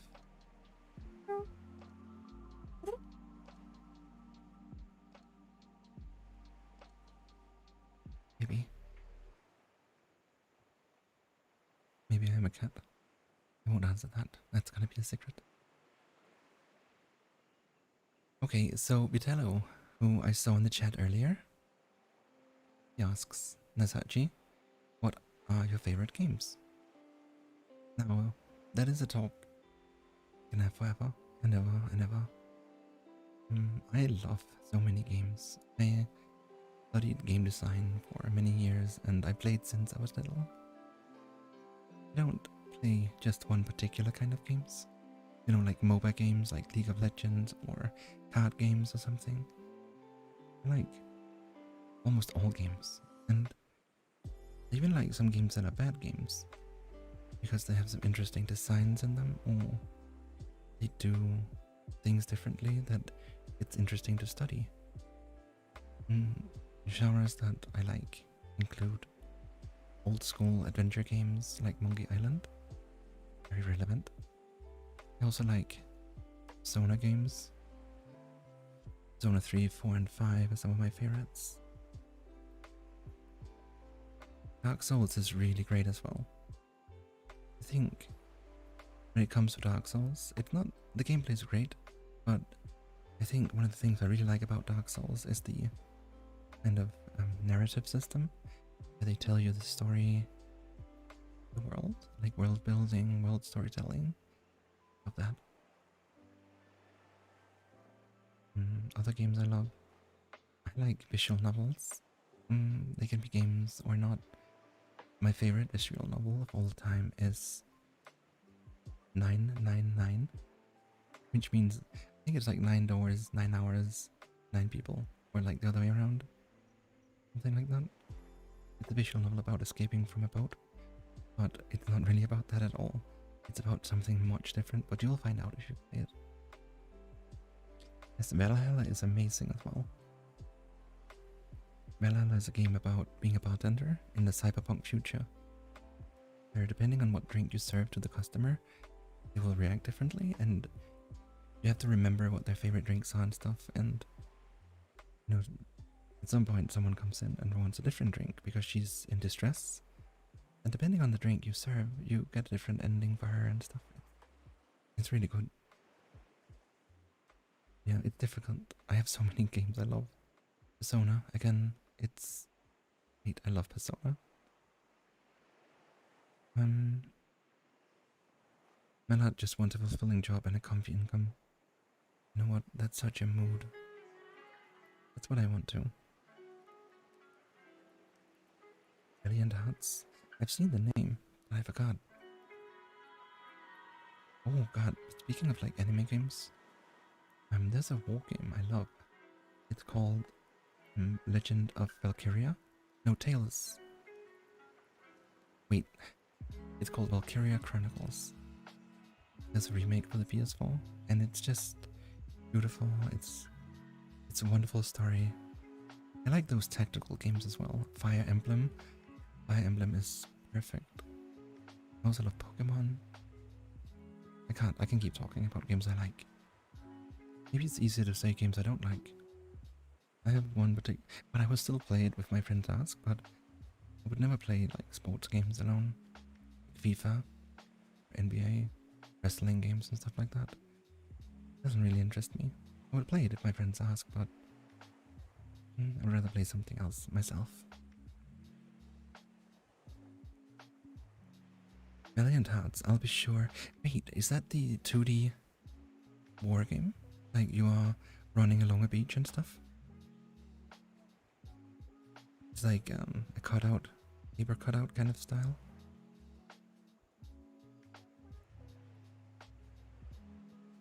Let me just look it up real quick.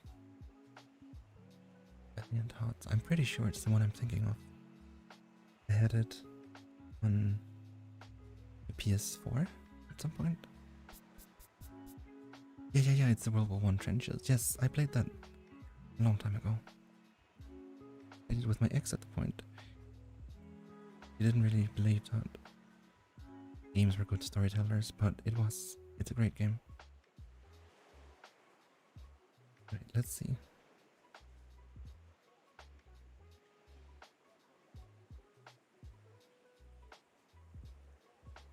Alright, so Saji, can you borrow me 10 euros? What do you need 10 euros for, Eco? If I watched anime? I answered that earlier, but I'll just like repeat quickly. So, because there's a few that I like, but I don't really watch that much anime. The ones I do love are mostly like manga, so I read it rather than watch it. And my top three is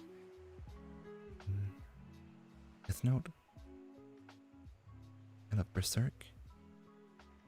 And then the last one was more like the author, Junji Ito. Junji Ito is like a horror author that I highly recommend. I also like Full Metal Alchemist. I also read the Full Naruto, which is great too. Oh yes, some of the movies. The Silent Voice is absolutely amazing. Thanks for reminding me of those, Malad. The Silent Voice and what's the other one called where they switch bodies?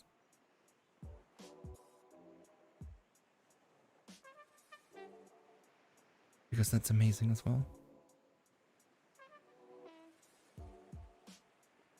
July and April. I'll have to watch that. I haven't seen that. Silent Voice is one of the best anime movies. It's like about a guy that bullies a girl because she's deaf, I believe. Which is like the intro, and then you kind of follow his life, about his regrets and his depression and stuff, and it's just so well made. It's just good, and it's very depressing. It gives a really good reflection about life as depressed. Yes, Your Name is also one of my favorites. I don't want to spoil that. It's basically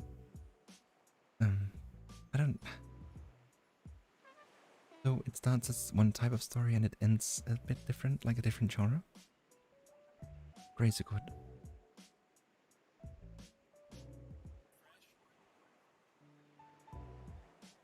Kokoro Connect. I haven't heard of that. Is that a movie or?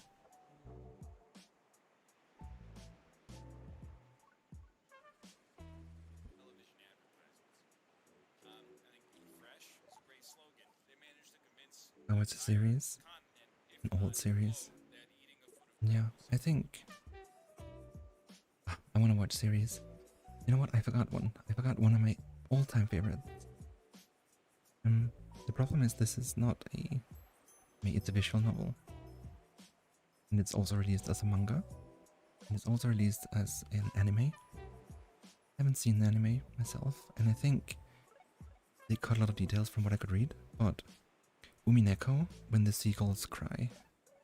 I don't know if you've heard about that, but that is an absolute masterpiece. Umineko, When the Seagulls Cry is basically about a family of like really interesting characters that come to an island where their like uncle, dad, grandparent, whatever the relation is, he lives. And when they come there, they always want to discuss the inheritance because he is thinking rich. He invites them for a game.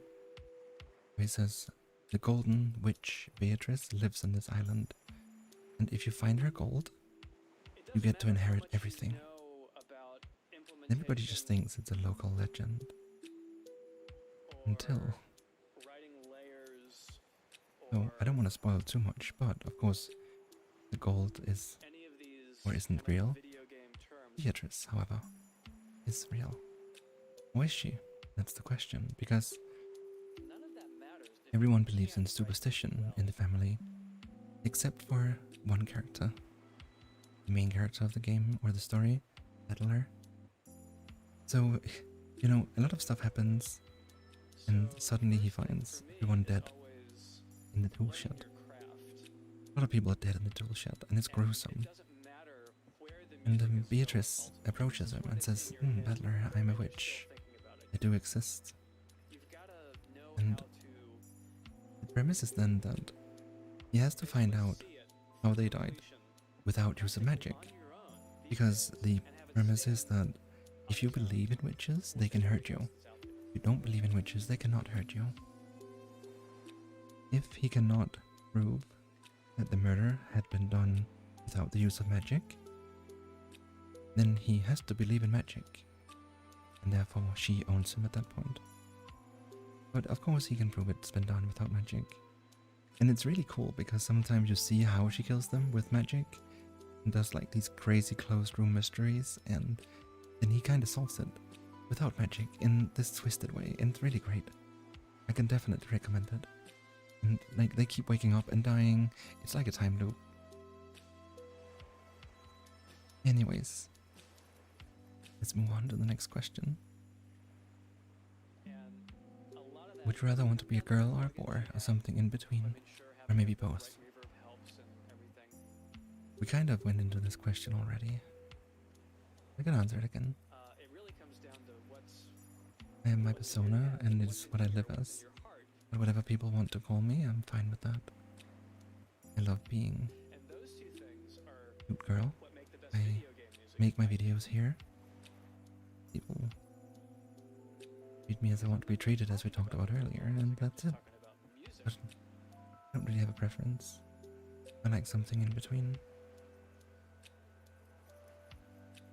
Also, oh, here's a would you rather question. Would you rather win $500,000 but never be able to smile again? Or smile for the rest of your life but never...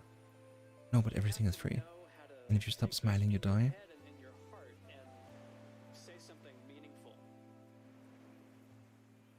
I mean, that's a pretty easy question. The logical answer is the first one, because I can't smile all the time. I can't smile when I'm sleeping. I would die in the first day.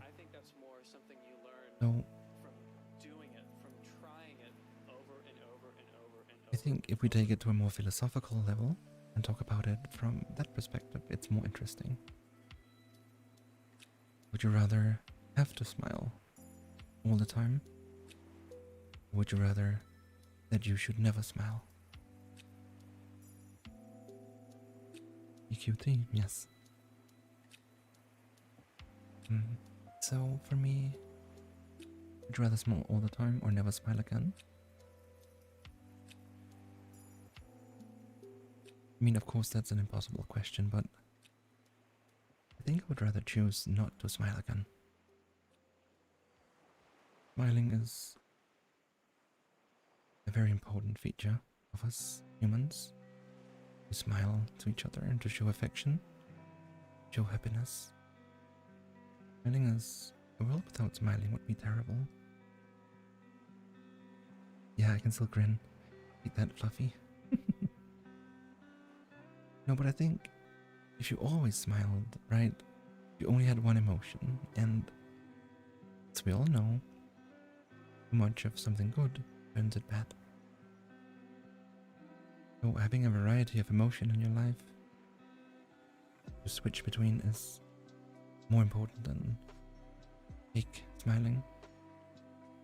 People say you should be happy all the time, right? And if you meet someone who's depressed or has a bad day, you just say, just smile, it'll go away. That's not how it works. The human body needs a lot of emotions. We need to smile. We need to cry. Be sad. I'm a very firm believer of yin and yang. You have good and bad, and good in or bad and good. You can't have one without the other. So if you smile all the time, it would just destroy you as a human and make you feel fake towards yourself and others. You can't plausibly always be happy, Catalyst says. Having to smile all the time just feels like not being genuine. That's exactly what I agree with, yes. When let's say I have a friend. In a good friend, I want to be able to smile. And I want it to have meaning. When I smile, they know that I'm happy or at least okay. I also want to be able to cry. And I want it to be authentic. I want to be able to tell them, you know what, today is a really bad day. And if you take another feeling than smiling,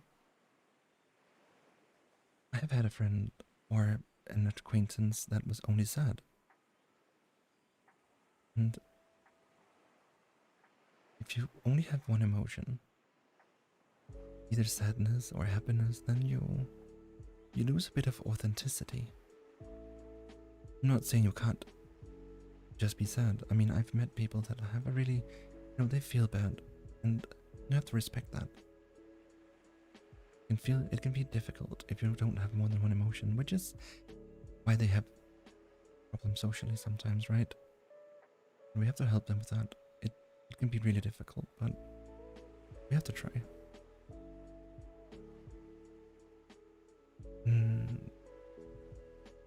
Depressive episode and intoxicating happiness episode, yeah. There's no such thing in the world that is so absolutely bad that it isn't good for something. The worst hours and the worst times, they want something good in the end. Recent example, and I don't want to talk a lot about this because it's a topic, but let's talk about COVID. It's been horrible for a lot of people, but it has also taught a lot of people a lot of things.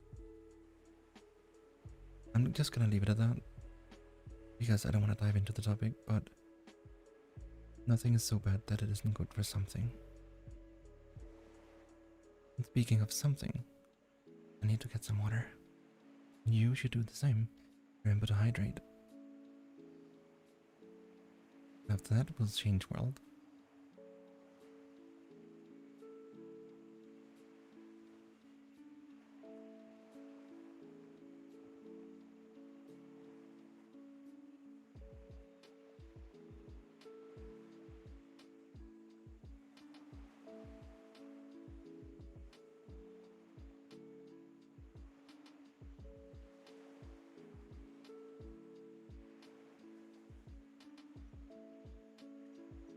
You staring?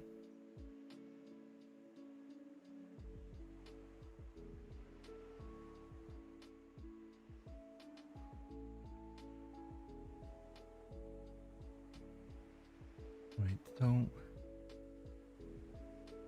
before we get to the next questions, I'm gonna switch world, and this time we'll get to something a little more in this there.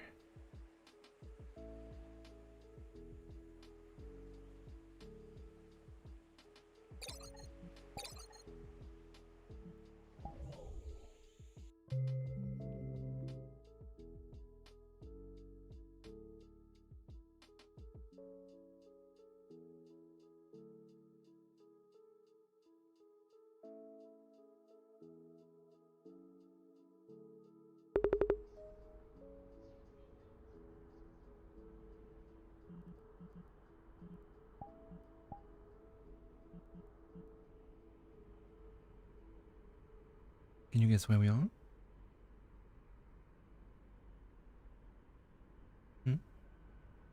It's something that I would only take, my dearest darlings.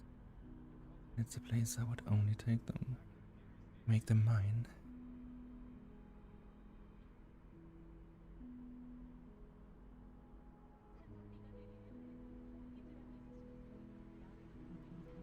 Let me switch avatar.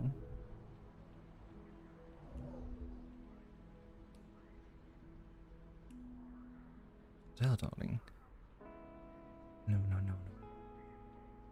Where you're going is much more.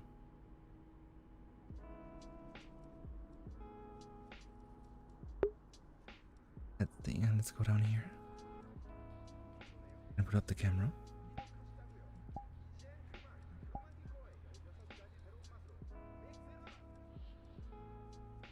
I'm gonna turn off the world volume here. You don't have to listen to them.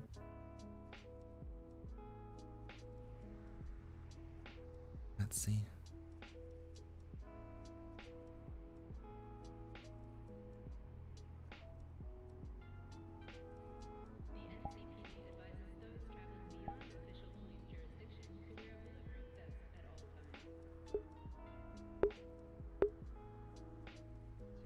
Wait, we do this. Now, one flick of the finger, and we should be.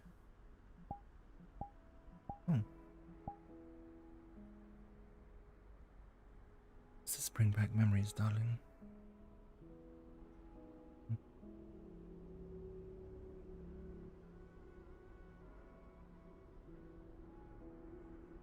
We do have a family member that worked on Titanic. Organic food continues to be a major cause of illness. Do not eat from unlabeled cans. I think that's quite amazing.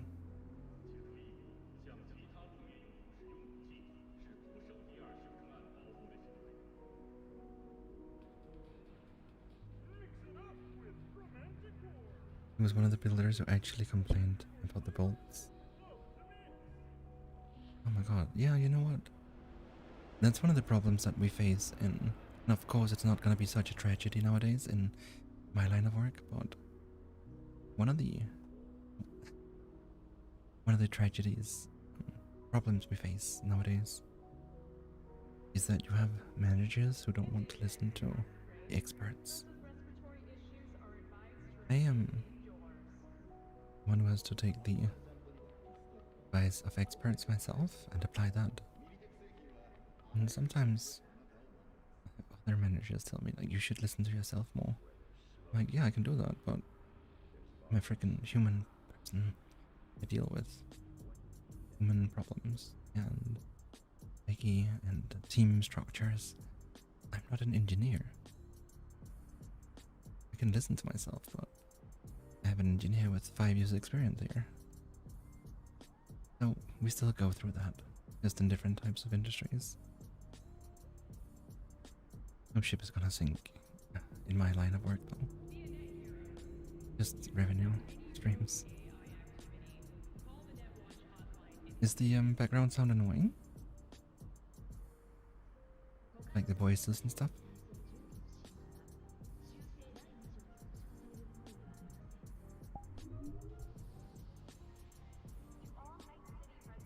Because I can remove it.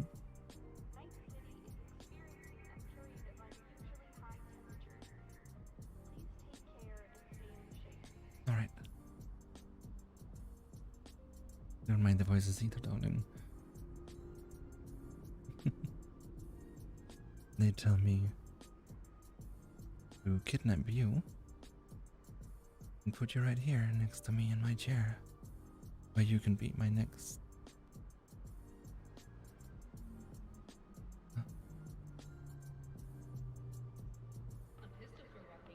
Oh, Kalon, come here. You can have some claw snuggles.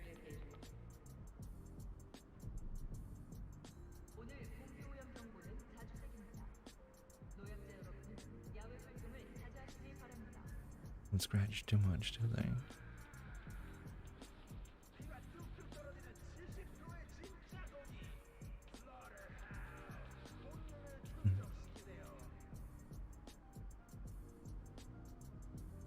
Let's see.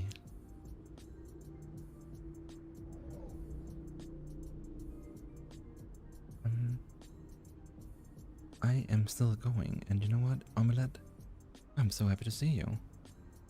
I saved one of your questions. But before I answer that, I'm gonna answer about a gaming channel. No. You know, it's so nice We get a few snuggles once in a while. You know, once this villain is saving the world, who will save the villain? Well, you will. Gaming channel. Yeah, these are my EV clones. Don't be fooled by foreign propaganda.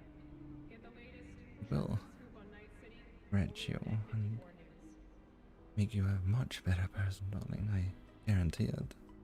You fabulous little creature.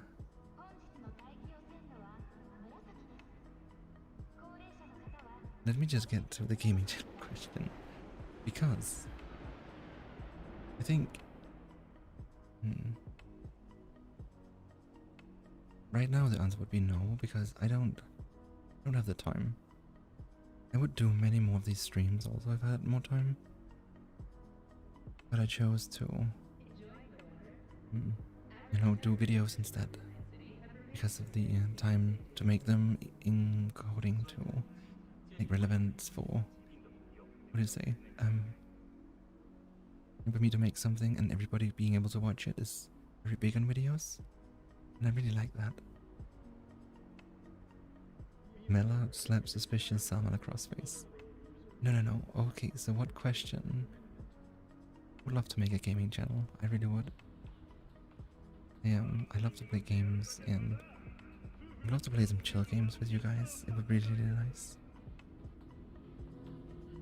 To go to bed, that I could only be here for so short. Oh, John, it was really nice that you joined. I'm really, really happy that you joined. Thank you for joining and for the questions and for making me use the pirate. You, Elon, my Discord is in the description of my videos. I will probably put it in this video too when it goes live. But what you can do. Can I say something here? Hold on, maybe I can actually.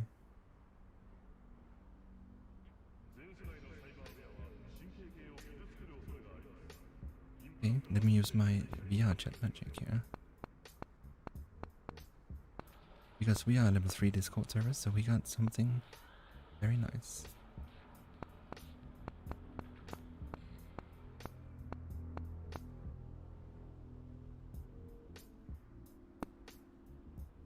I think you can use that link. Let me know, Elon, if it works for you.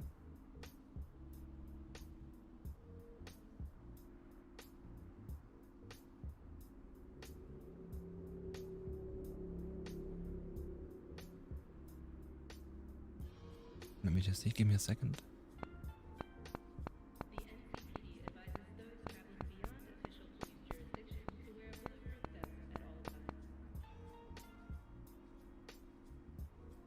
산성비가 내릴 경우 호흡기 질환이 있으신 분들은 야외 활동을 자제해 주시기 바랍니다.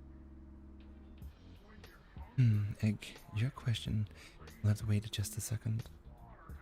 I'm experiencing technical problems. However, DB's asking if there's a meetup this Friday. Would host it. I would love to. I would actually really, really love to, but I'm not at home this Friday. Oh my god, Omelette. Okay, Omelette, I will get to your question before the stream ends. And the question is about whale sharks in the southern hemisphere. And I can't believe. You know what? The next thing you're gonna send me like little yellow cat memes or something. Right, so the meetup. No, I can't host the meetup, Sleepy. However, you could do a meetup without me. We can put it in the Discord server and maybe Dashio and someone could host it. But next weekend, I'll probably host something.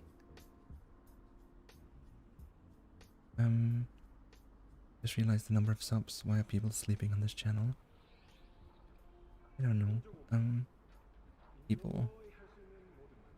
I mean, some people do find the content, but I think, you know, VR chat, ASMR, anime girls that like to scratch you and make you feel safe. I think the content is very niche. I think a lot of people they see the content and then they maybe expect something else when they click in. I don't know. It doesn't bother me that much. I'm super happy with the people that are here. As I said earlier, you all mean so much to me because you give me happiness in what I do. I don't make money. I don't get anything from this. But what I do get is your words of encouragement and verification of me helping. And that's more than enough. I don't need 1 million followers for that.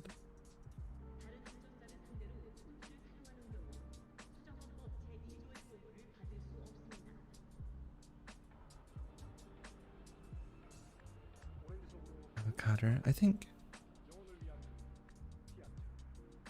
I've had more people say that they don't want to join the Discord for one reason or another reason. And I completely respect that. You don't need to join anything. If you see my stuff and you don't reply or don't join my things, it's completely fine.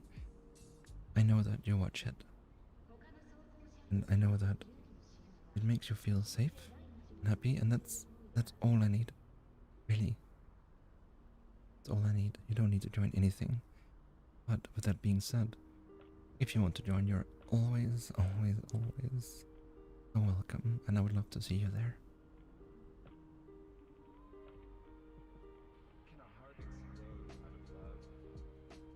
And this is a cyberpunk background. Yeah, it is. Let me show you around. I think when we last met, you were sitting over there. And move the camera a little bit so you can see. You know, the handcuffs are still on the floor.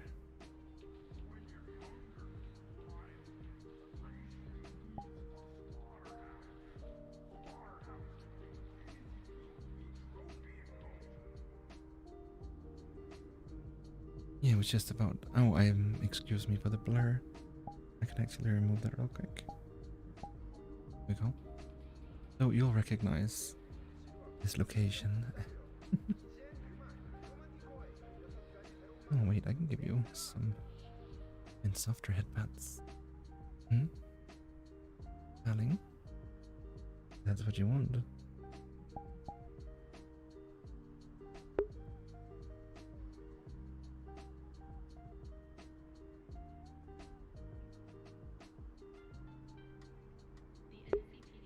I did say that. Even though I am a villain, I will take care of you. Make you feel good. We can unleash what you really have inside of you. And not be afraid anymore.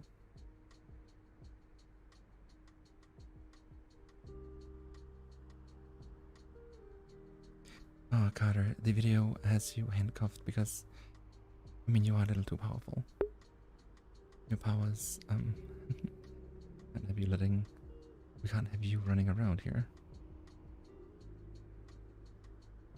Yeah, the gold symbol in the background is actually, it was spinning in the video. It's not spinning now because of Rima mode, so videos are disabled, but it's the Arasaka symbol, the corporation of Arasaka from Cyberpunk 2077.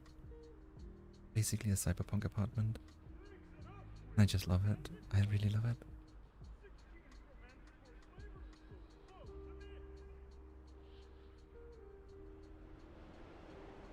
But cartridges, it's from my villain video. Don't be scared, darling. Really nice. Promise. I just want to take over the world so everybody can adore me and follow my rules. Because they are the best rules.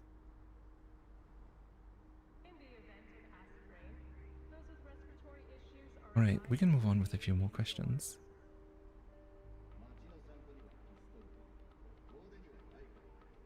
What originally brought you to make ASMR videos? We've been here, hold on.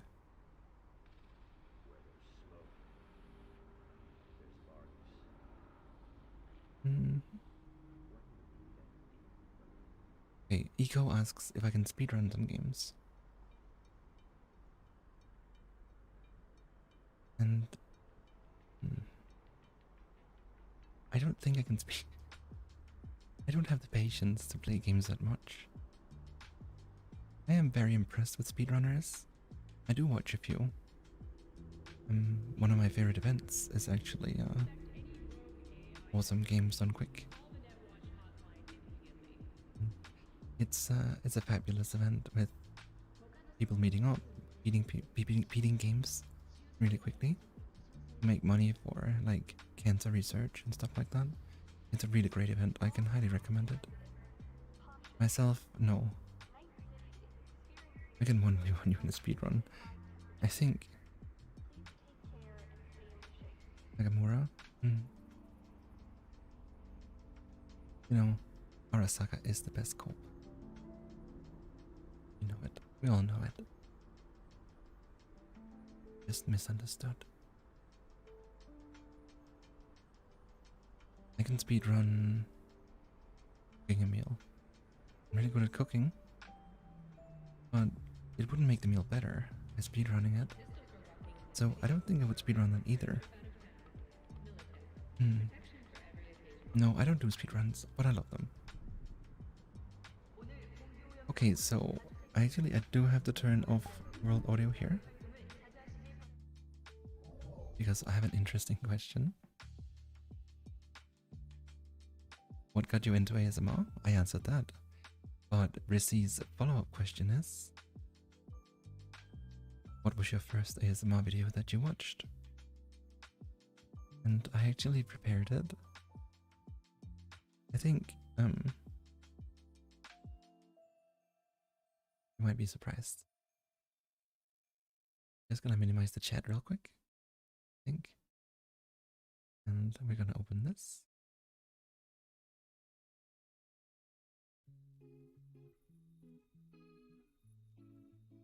Okay. Let's see if this works. I tried to make it work earlier today. We put that there.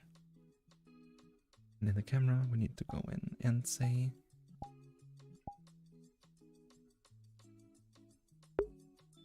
so now we can do like the weather report. So, you can see the YouTube video here. I will take you to a little trip down memory lane and show you the very first ASMR video I watched. However, I'm gonna turn off the music. Now, all we have is quiet. Just you, and me, darlings, and this TV show. So,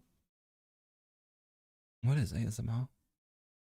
How did I explain ASMR to other people? I think nowadays I explain it by showing them tapping sounds and stuff like that. But what got me into ASMR really is this video. You know this guy? He's called Made in France ASMR. And oh, I can see I'm not even subscribed. You know what? Let me fix that. My big bot is hiding the subscribe button. There we go. One more to the collection. Made in France ASMR is one of my favorite ASMR artists. And he made this video called The Tingle Dealer. It's basically about him. Okay, it's basically about him being a drug dealer. And he like sorts money, and he cocks his gun, and he does different things. And I don't judge. Maybe I should stand over here. That way I can okay. There's the video. Now I hope the audio works. He's done a lot of really great videos. This is an old one. If you watch some of his new stuff, it is absolutely amazing. His audio setup is so good. Okay, I'm gonna play it now, and you will tell me if the audio is, you know, good level. We won't watch that much, like 3 minutes. I'll go through to some of the parts I really liked.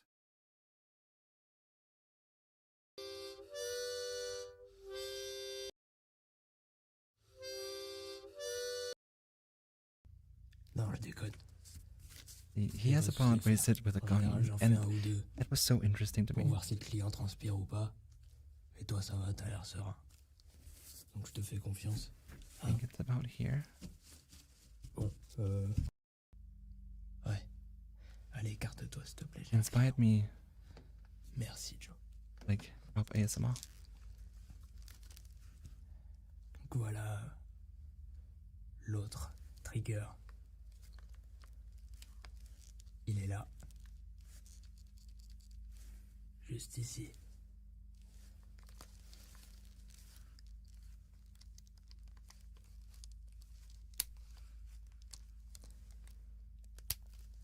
Là, c'est la sécurité.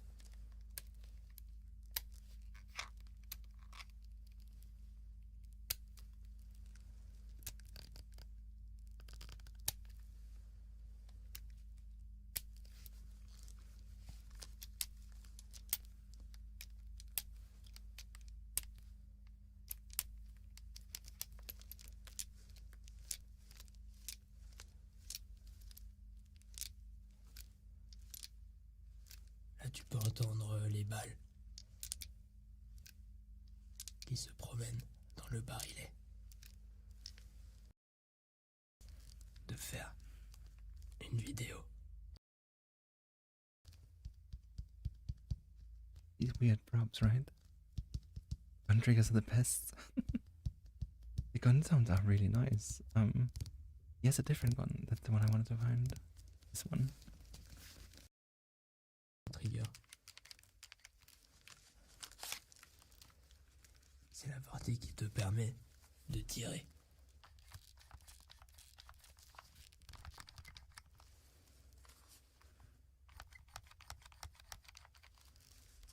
Voilà.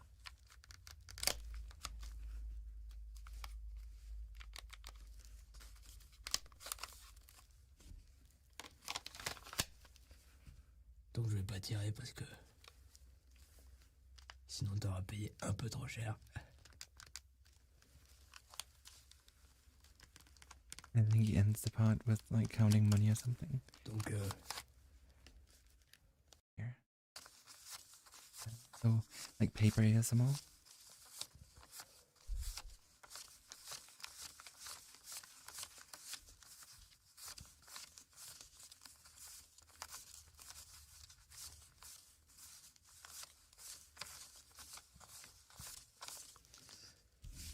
ok. We can stop it here. I just thought this is the first ASMR video I ever watched, and for some reason it just really stuck with me. Really intrigued by the ear-to-ear audio. Let me put on the music here. On music.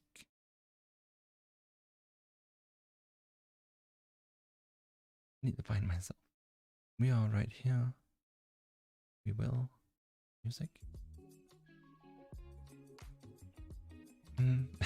That's actually it. I thought I wanted to show that video because I thought it was really interesting. That, you know, you have ASMR, which is basically about a gun dealer. And it just also goes to show that ASMR can be anything. It has to be something that makes you feel great, right? I don't want to show anything else really. I can talk about a few of my favorite ASMR artists. You probably know this one. I think this is the ASMR artist that I have listened the most to. GB ASMR. He's a really like classic ASMR artist, or like he does props, a bit of whispering and stuff like that. And I really enjoy that. She has a really good setup as well. Another one I really like is this guy. He doesn't do. Let's see if we can find him. Criminal Rift. What I think is really interesting about this guy is that he has. His ASMR is good, like no doubt about it. One of the things he has is just this absurdly good sound quality. Like you can It's almost like you're in the room. It's crazy good. I can only recommend these few ASMR artists. DB, yes. Let me just back to this. And we go back to. I guess we can click this one. I should. There we go. Now.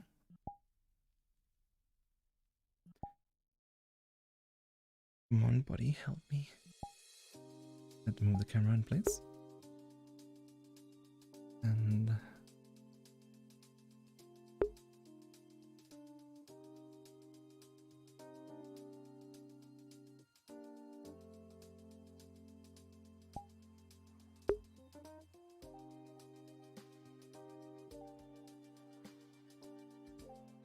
want to get back to a few more questions. I think just this was an interesting question because it shows also a bit of the variety of ASMR. Gold standard is truly the right expression. Definitely. I wanted to answer this question here from a friend of mine, and her name is Whispaw, which is like whisper but a paw. He does like furry ASMR. He's very small, tiny furry, a little bunny girl. She does like VR chat ASMR. She's adorable. If you haven't checked her out, definitely do so.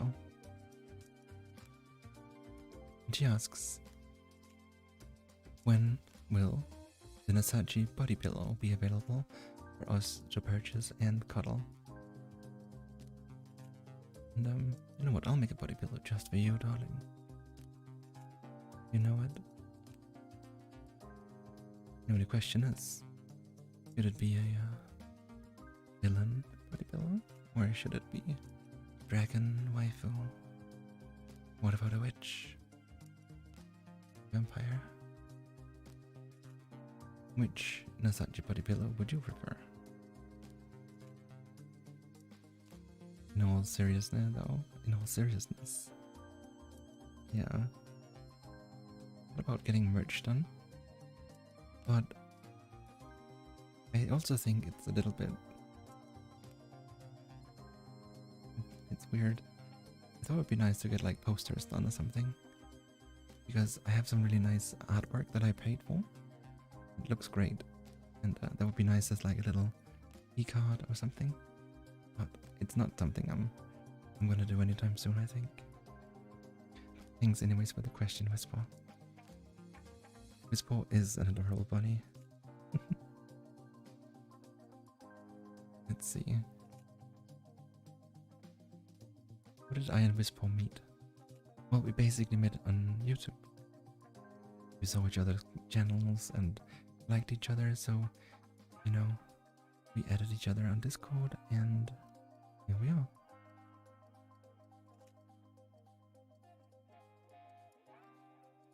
Maybe Beast Ganon asks, literally, how is it legal to be this cute? The problem is it's not. I'm wanted in 3 countries and 15 states in the United States.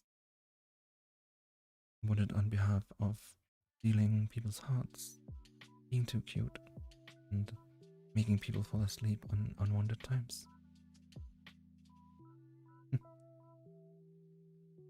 To answer your question, it's definitely not legal. Oh my god, welcome back, Alejandro. I'm glad you're back. You know what? If the lie is a good lie like that, then I appreciate the lie. Welcome back, Dipper, also. Welcome back to everyone who came back. Happy you came back. It's a bit late for me, but I really just want to keep streaming as much as I can. Until I pass out myself. Let's see. How long until you make an OnlyFans? We've been here before. I'm not gonna make an OnlyFans. I'm not going down that line. I have very special style that I want to maintain.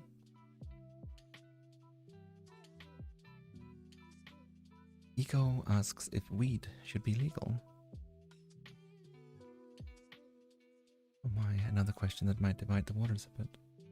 But I'm here on my integrity, right? So I'll answer honestly. I think weed has a good place in most societies. It's a legal drug.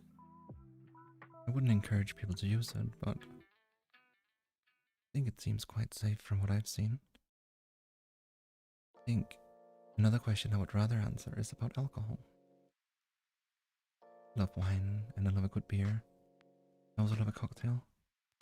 But I think, if alcohol would be invented today, it probably wouldn't be legal.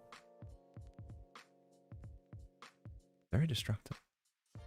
However, alcohol has existed since, I don't know how far back, like way back. Like the Vikings, they would make alcohol out of anything they could find. Their ancient civilizations have made alcohol out of, that's one of the things we've been really good at as humans, making alcohol.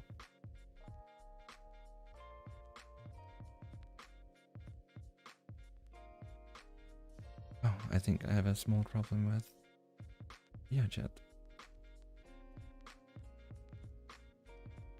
We're back. Chat could be silly sometimes. But yes, I enjoy a glass of alcohol responsibly, but I think it's actually quite an interesting drug. I think it wouldn't be legal if it was invented today, I think. If you see the effects it can have. Do you think coffee would be illegal if it invented today? That's more difficult. I don't think it would be illegal. I think the side effects of coffee are bad sleep. It makes problems for your digestion. It makes people sleep less, I guess. I don't know. I don't think coffee would be illegal. It kind of... I think as long as it doesn't mess negatively with your mind. But you could argue that people are addicted to coffee. I hear a lot of people, I love coffee myself, but I hear a lot of people use it as an excuse to sleep less. And those kind of arguments are really unhealthy. You can use coffee as a supplement for like your energy levels. It will never, ever replace good night's sleep.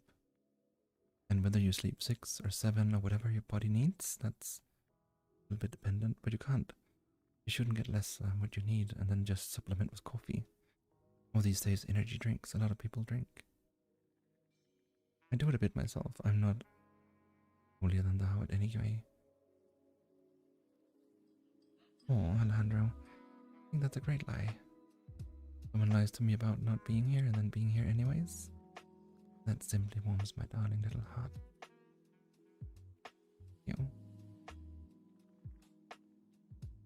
Now, Egg here wants me to reveal the secrets of the whales. Or is it whale sharks?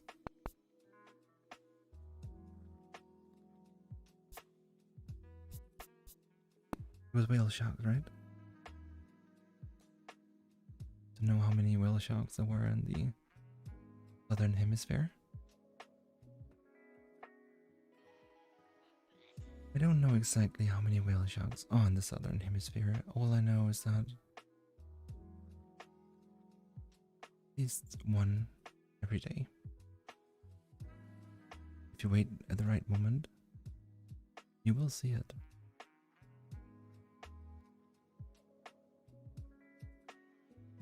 I mean, you can usually catch them in December to March from about 4 p.m. to 9 a.m. I would give you that advice. And just so everyone is in on the joke, it's from Animal Crossing.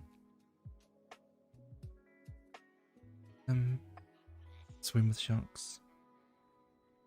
I've been scuba diving earlier in my life a few times, and I don't think I would mind swimming with sharks. I've been swimming with turtles and, small, colorful fish. I think a shark is the next step, right? Maybe I could learn a little. The thing with sharks is that they're not inherently an evil creature or a creature that feasts on human flesh. Sharks are pretty cool. The few shark sightings where you hear people get bitten are mostly like unnatural and very rare circumstances. You shouldn't fear sharks. Oh, yeah, gladly, I would die with sharks. Would you dive with piranhas? I don't know, maybe. Scuba diving is great.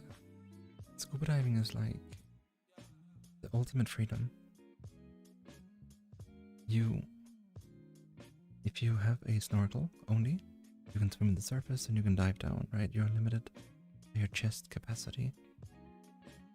In scuba diving, it seems like a lot of equipment, and it is quite heavy on the boat, on land. But once you enter the ocean and you deflate your vest, basically you can inflate your vest with air. You hold this thing up and you press a button and deflate it. You have a belt on that makes you heavy as well. You just start sinking. Holy. You know what? Before we talk about this topic, I'm gonna do something. Just for you and for this topic. Let me just do this. We might lose our connection for a second, but that's okay. Promise, it will be worth it.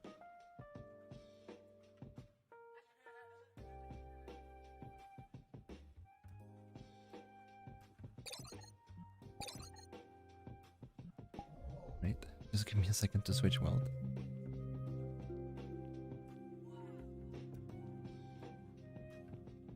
Then I'll cut right back for your question.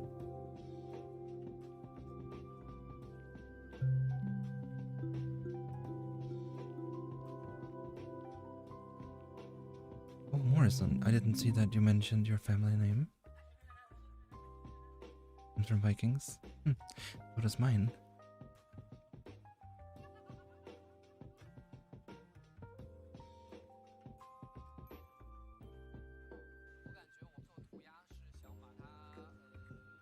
A very Asgardian name.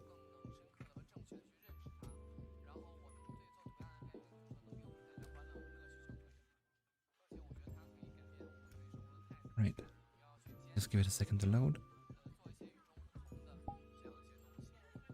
Let me get my camera out. Turn it into the stream. Alright, you should be able to see it now. I'm gonna take you on a little journey here. Through Aquarius. And in here we can talk about the idea of scuba diving. Oh, and also the whale sharks. Does that sound really loud, or is that just me? Hold on.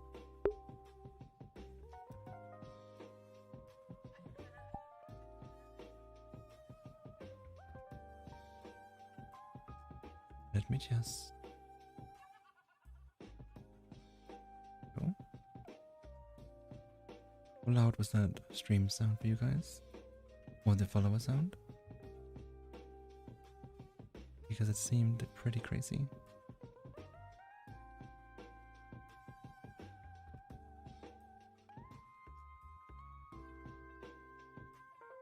See, subscriber.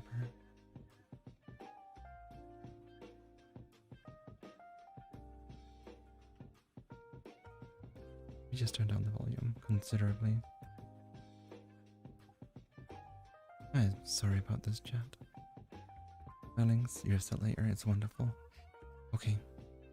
Now, Let's do this. Let's find a good angle. This world is really beautiful. We can like change the angle a bit.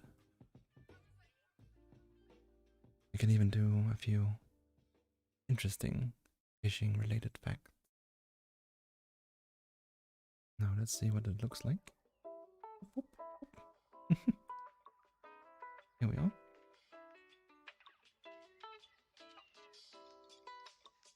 Welcome to the aquarium, darlings.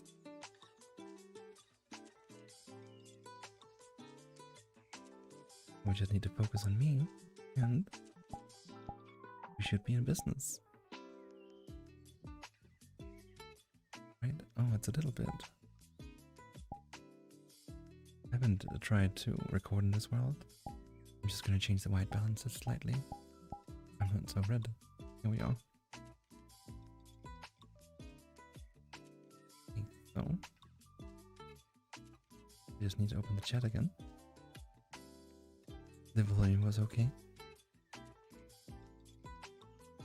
Let me see. No, there's nothing to forgive, Alejandro. Nothing at all, darling. I'm just happy that you came back.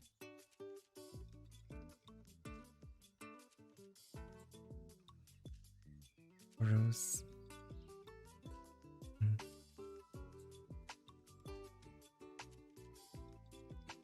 Yeah. Oh yeah, Valrao did go here with me at some point in a very small Discord stream. Oh, that was wonderful. It was a good day.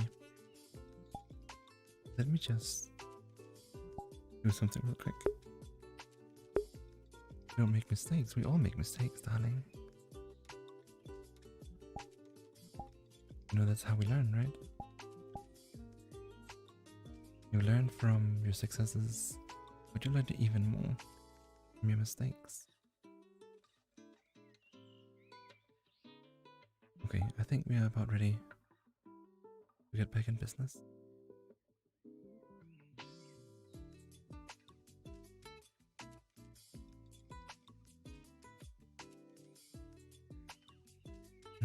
Okay, here we are. Right, so diving. Diving is beautiful. I think one of the major problems diving has is about respect. Not just for the animals. Because you know you have to respect animals, right? Don't touch the creatures you're diving with. The other is although about humans. I'm just gonna change the angle a little bit here, so don't get too distracted.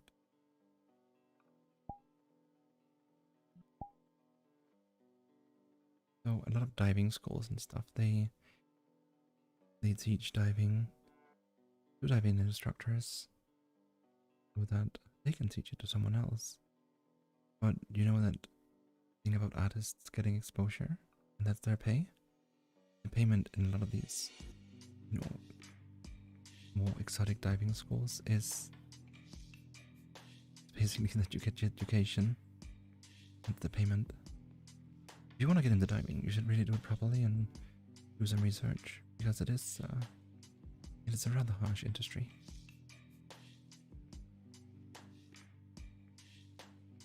I dived with dolphins, and they always respect them and not touch them. Even, yes, exactly. That's another thing with these animals. When you're diving, you can't touch anything at all. You can't touch the ground. Wait. You can't touch like the corals. You can't touch the animals. You can't touch anything. You're there, an observer. But it's still really beautiful. I can highly recommend it. You can either dive in more colder waters where you don't see exotic fish, but in those waters you can do wreck diving, right? So you actually go into like wreckages, old ships, stuff like that. It's a bit of a more advanced diving technique that's required, but it's not impossible. It's a little bit scary though. I've never been able to do it.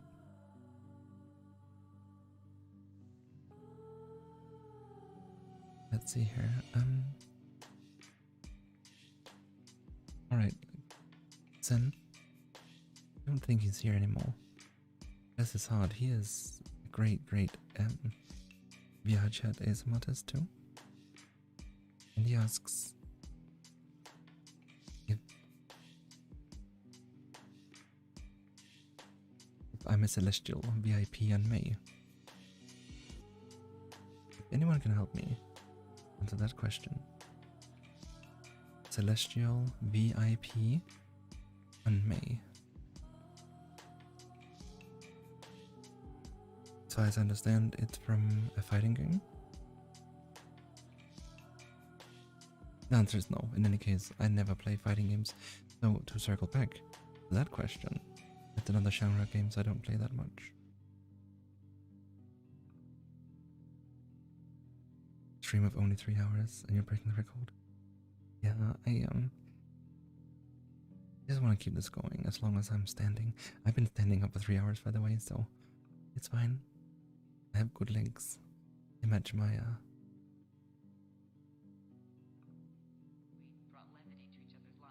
So, I don't know if I can answer this, but if you can tell, that would be great.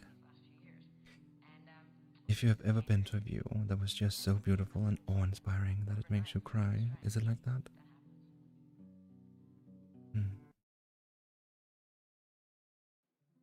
I think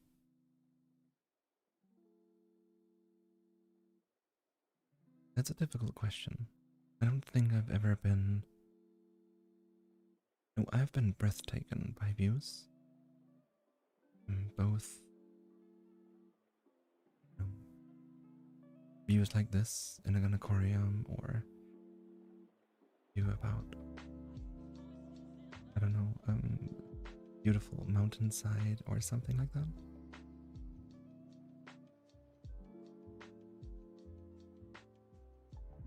My face. And I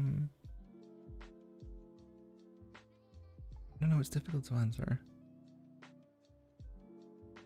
I love grand views. I think one of the most powerful views I've seen was actually waterfalls. I think, you know, the way water flows from inland and into the ocean via rivers and water ducts or whatever, I don't know all the official names. When something culminates in a waterfall, I think that's incredibly beautiful, not just to watch and listen to, but the power of nature that you observe is incredible. Just because I'm I swear I'm really emotional too. I get breathtaken, but yeah, there are so many beautiful places. I lived years in Spain, and when I woke up and saw the mountains, it's beautiful, like the mountain ranges in the distance. I think that's what really took my breath away.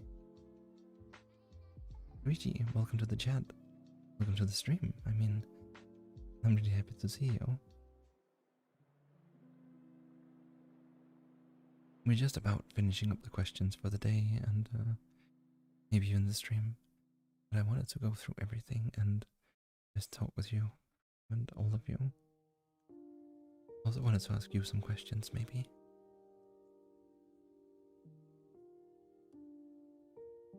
Ego is not here right now, but he asked, do you believe that there are other universes with us in them? We made different decisions. As for your question, I don't know if there are other universes with us. You know the multiverse theory? Oh, from Argentina. That's really nice, Alejandro. I've never been to South America.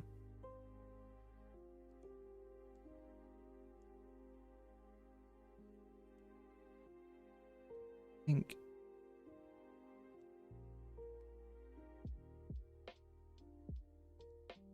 I like the idea of multiverse theory. I like, narratives that use it. I really enjoy, time traveling.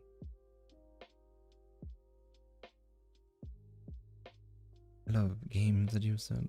I love books, fiction. I think the problem with multiverse theory is it usually breaks some point or another. Really difficult to make fiction based around this kind of concept. I think it's a good concept. In a few games or videos, movies, and books, they treat it properly. One of the great books that was written about it, I really like, is called. Well, it's not a great book, but it's called How to Live Safely in a Science Fictional Universe. It's basically a comedy, but it's a comedy about a guy who is a time travel engineer. So he lives between timelines in his little spaceship, and he has a dog. He doesn't know if the dog is real or not anymore, and he is in love with the ship's computer, basically the AI. Forgot her name. But you basically get the story about how his father invented the time traveling and multiverse dimensional traveling. Now he's just a simple time travel engineer, like it's any other job. He gets called out to fix, holes in the rift and stuff like that. I think something like that really works because it's simple and take itself too seriously. The name of the book is called How to Live Safely in a Science Fictional Universe. It's not super long. It's a good read for a few days. It's interesting. It has a good catch, I think. I think mainly because it doesn't take itself too seriously. I think narratives that do that, you start looking for plot holes more. You had the game a few years ago called BioShock Infinite. And BioShock Infinite was a very ambitious game. I'm not gonna go into the details here, but it was basically about you having to rescue your daughter. And of course, there's a lot of multiverse stuff going on, so is it really your daughter? Is it someone else? Maybe you don't even know it's your daughter in the beginning, I forgot. Maybe that's a spoiler. Anyways, they get into so much complex stuff. And they kind of try to clear out the threats, and they do somewhat, but it's because the game takes itself so seriously and the story is grand, you become much more nitpicky. You're like, that doesn't work like that, and that wouldn't work because you said this and this and blah blah blah blah blah. But you can't be. I've had a lot of fans that defend stories like that because they enjoy, the game. It's like a 10 out of 10. I don't know. So for me, once you get into more serious concepts, then time travel, you usually ruin your story. I think Back to the Future, the old movie, is also one of those things. It just works because you accept it. You shouldn't look for plot holes in literature like that. There's no reason to do it. Just enjoy the show. Enjoy the movie. If you excuse me for a second, I'm just gonna get a drink. My sore throat is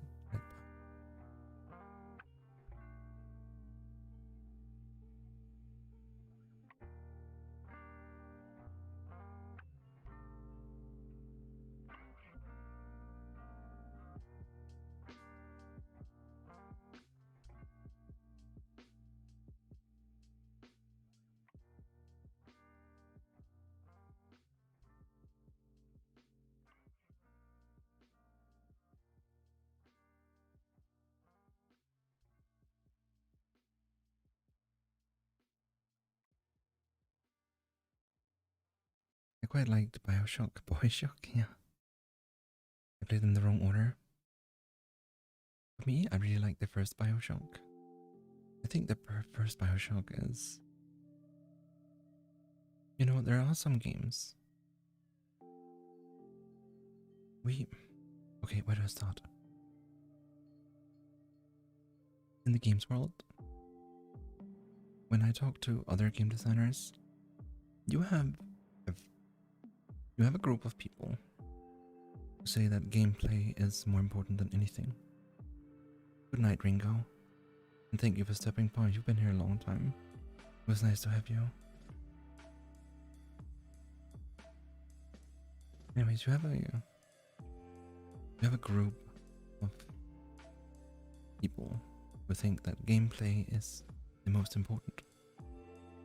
Now, we are back to the pineapple question here. Because you can argue that for ages, right? Gameplay is the most important, everything else matters not. However, I don't like things to be that black and white. For me, a game is a story that you want to tell. If the player's experience is supposed to be hyper competitive, like really needle tight, spot on, League of Legends, Counter-Strike, of course, gameplay is everything. However, not all games tell that story. Some games sell a different experience.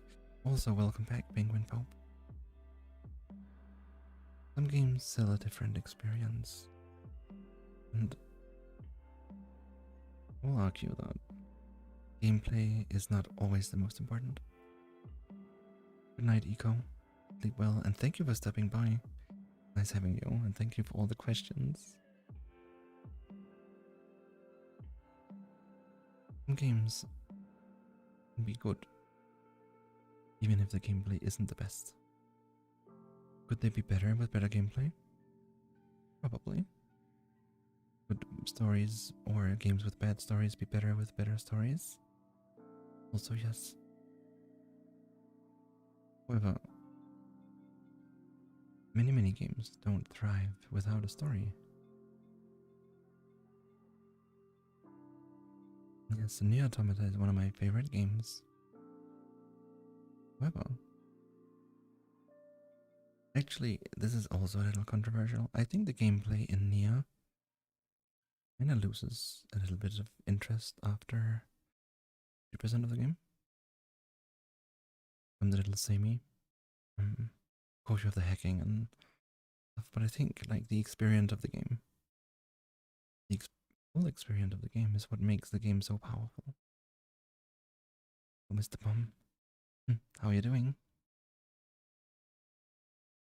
Wait, did we lose our music?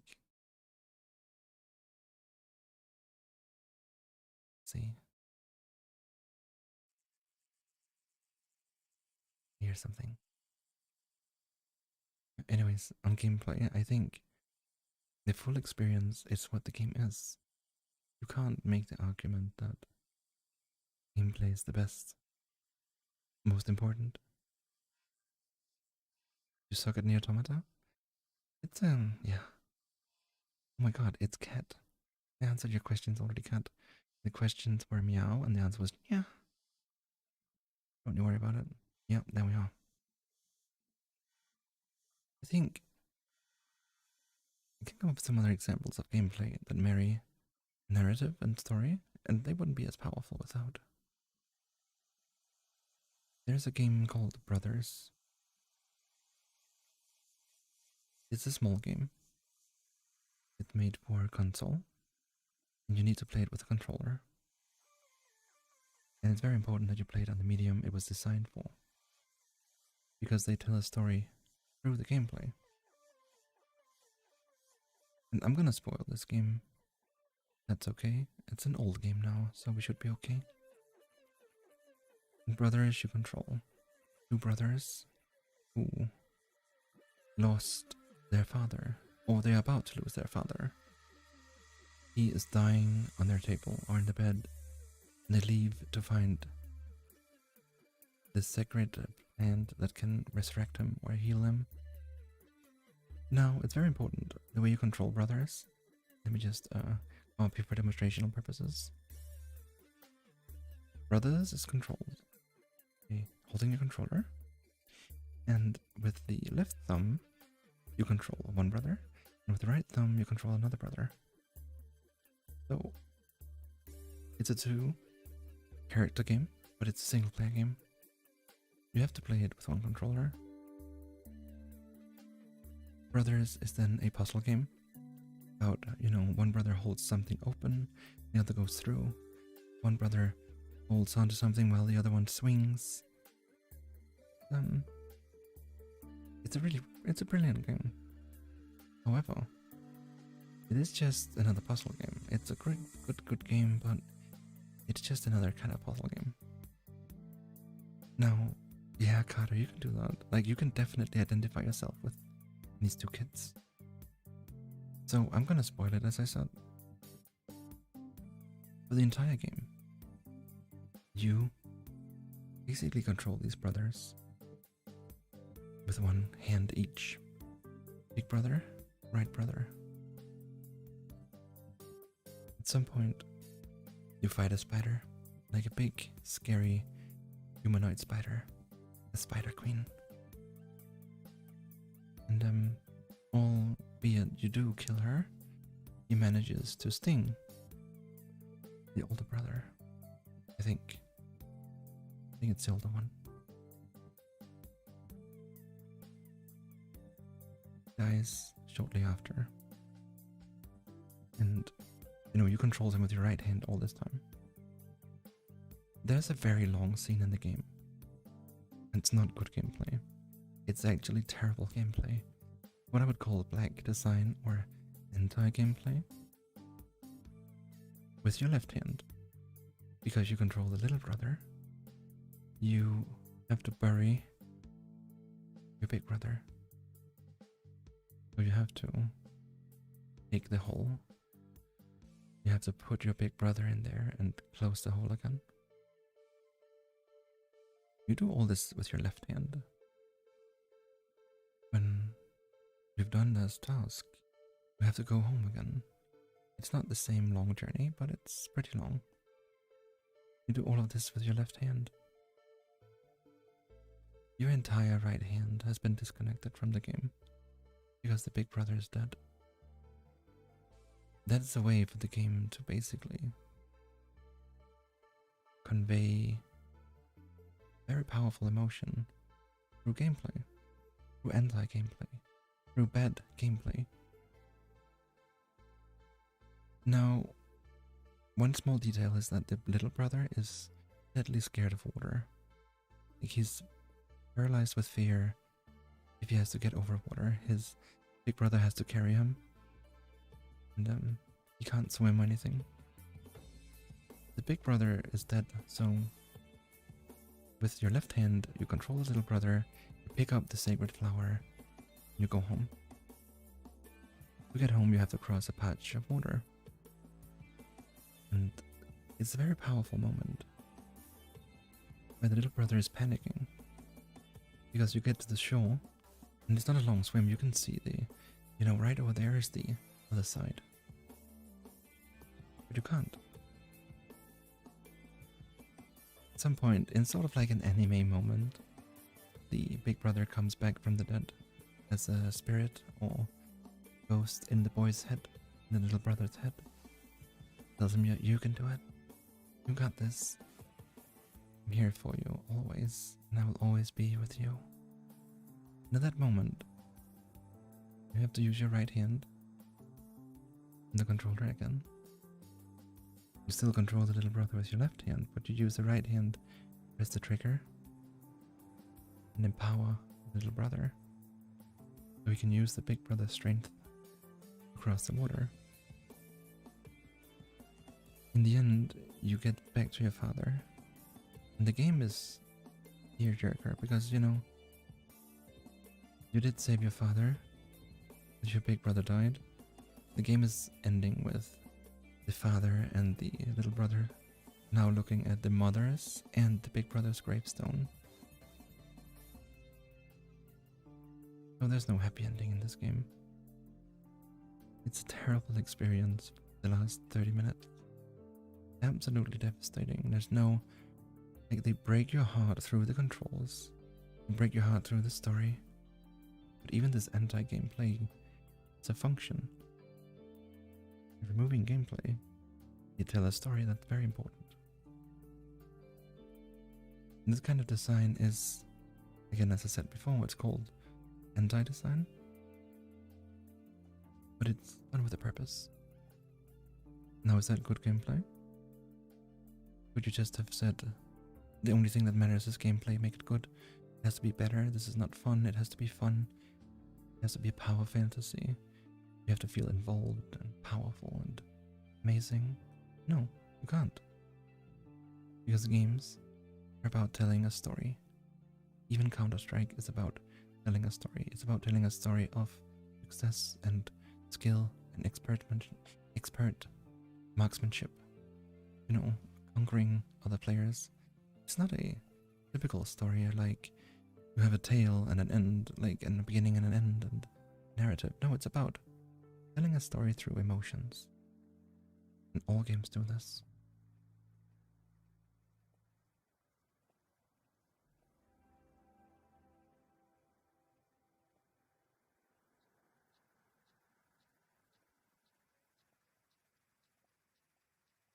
One of the reasons I love games and love making games.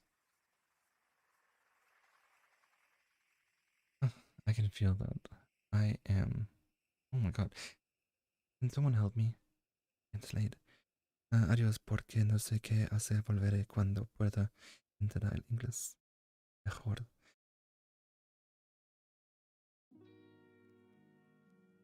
I know, okay, so you're saying that you don't speak English so well? Pero mi no habla español mejor. Solo habla español. Quita. Hey David, and welcome to the stream. Thank you for joining. Thank you so much. This is the villain avatar. Maybe you like it. We are just about to end the stream, unfortunately. We are approaching 1:30 and we're actually out of questions. What I will do now is... Yeah, I spoke Spanish. But I speak very little only.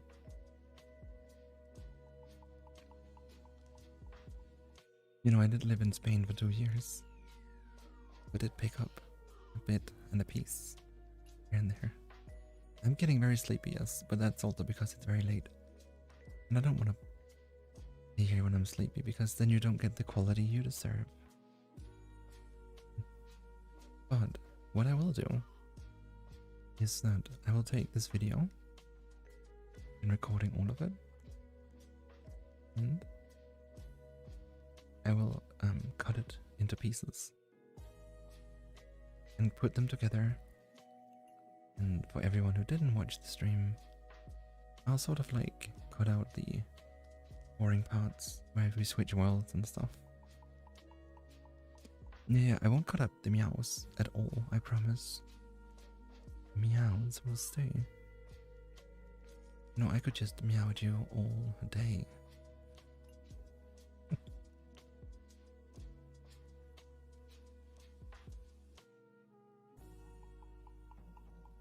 What other languages I speak? Well, I speak English, a little bit of German, Danish, and Swedish and Norwegian I understand. I think. Yeah, that's about it. I don't speak the other languages that much, right? I just understand them. English and Danish are my other languages.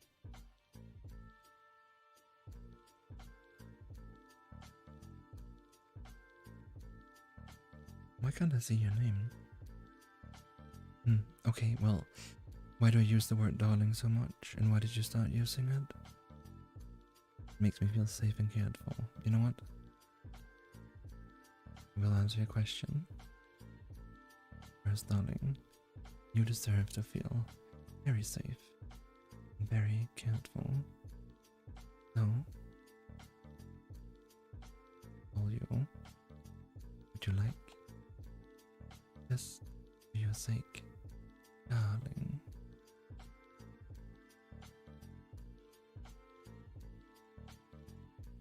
to answer your question, I don't know why I use that word so much.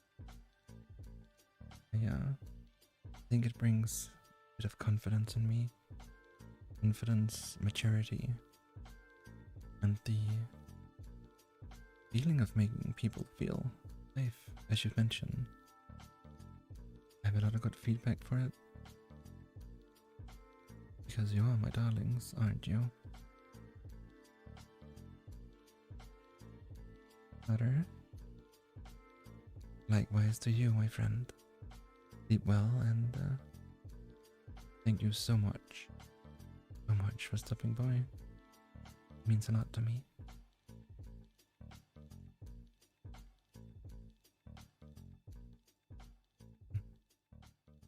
I think we should end here. And then I'll cut up the video tomorrow or the day after, maybe, or something like that. I'll make this live stream go live now. You can watch the full thing. And then I'll turn it into a more manageable video later. So, to all of you who joined, and to all of you on my Discord and asked questions, I am ever, ever grateful. I think being here with you and reaching a milestone like this is great. For me, the most important is just being here with you. I think doing a stream is incredibly fulfilling as well, as I get to talk to you. Videos are more one way, right? But yeah, you can talk to me too. And I really appreciate that. I appreciate, this long list of words over here. Words from your heart. Thank you so much. Wait, Alejandro, I don't speak Italian or French. Unfortunately, I like both languages a lot. Thank you so much, Xmas, hello, and a little cat. An evening is firmly asleep, I see. Will be too soon. Before we completely end it, I'm just gonna do one last shout out for my Discord server. Again, if you don't feel like joining or don't want to, it's completely fine. But it is where I put announcements for streams like this when we do them, or new videos, or if we do a little event, you can join us in VR chat too. We don't fight much. You can also play VR chat without that. A few members, or actually quite a handful of members, don't have a headset. And we played an escape room the other day. It was quite fun. Oh, I love you too, darling. Thank you so much for joining. And all of you. The most wonderful when you get there.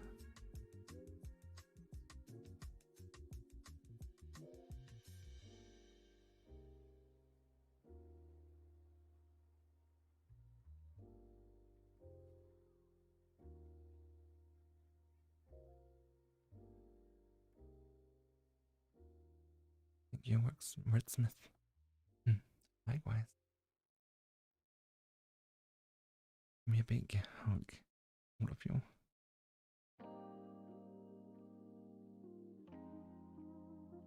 You really do make me happy.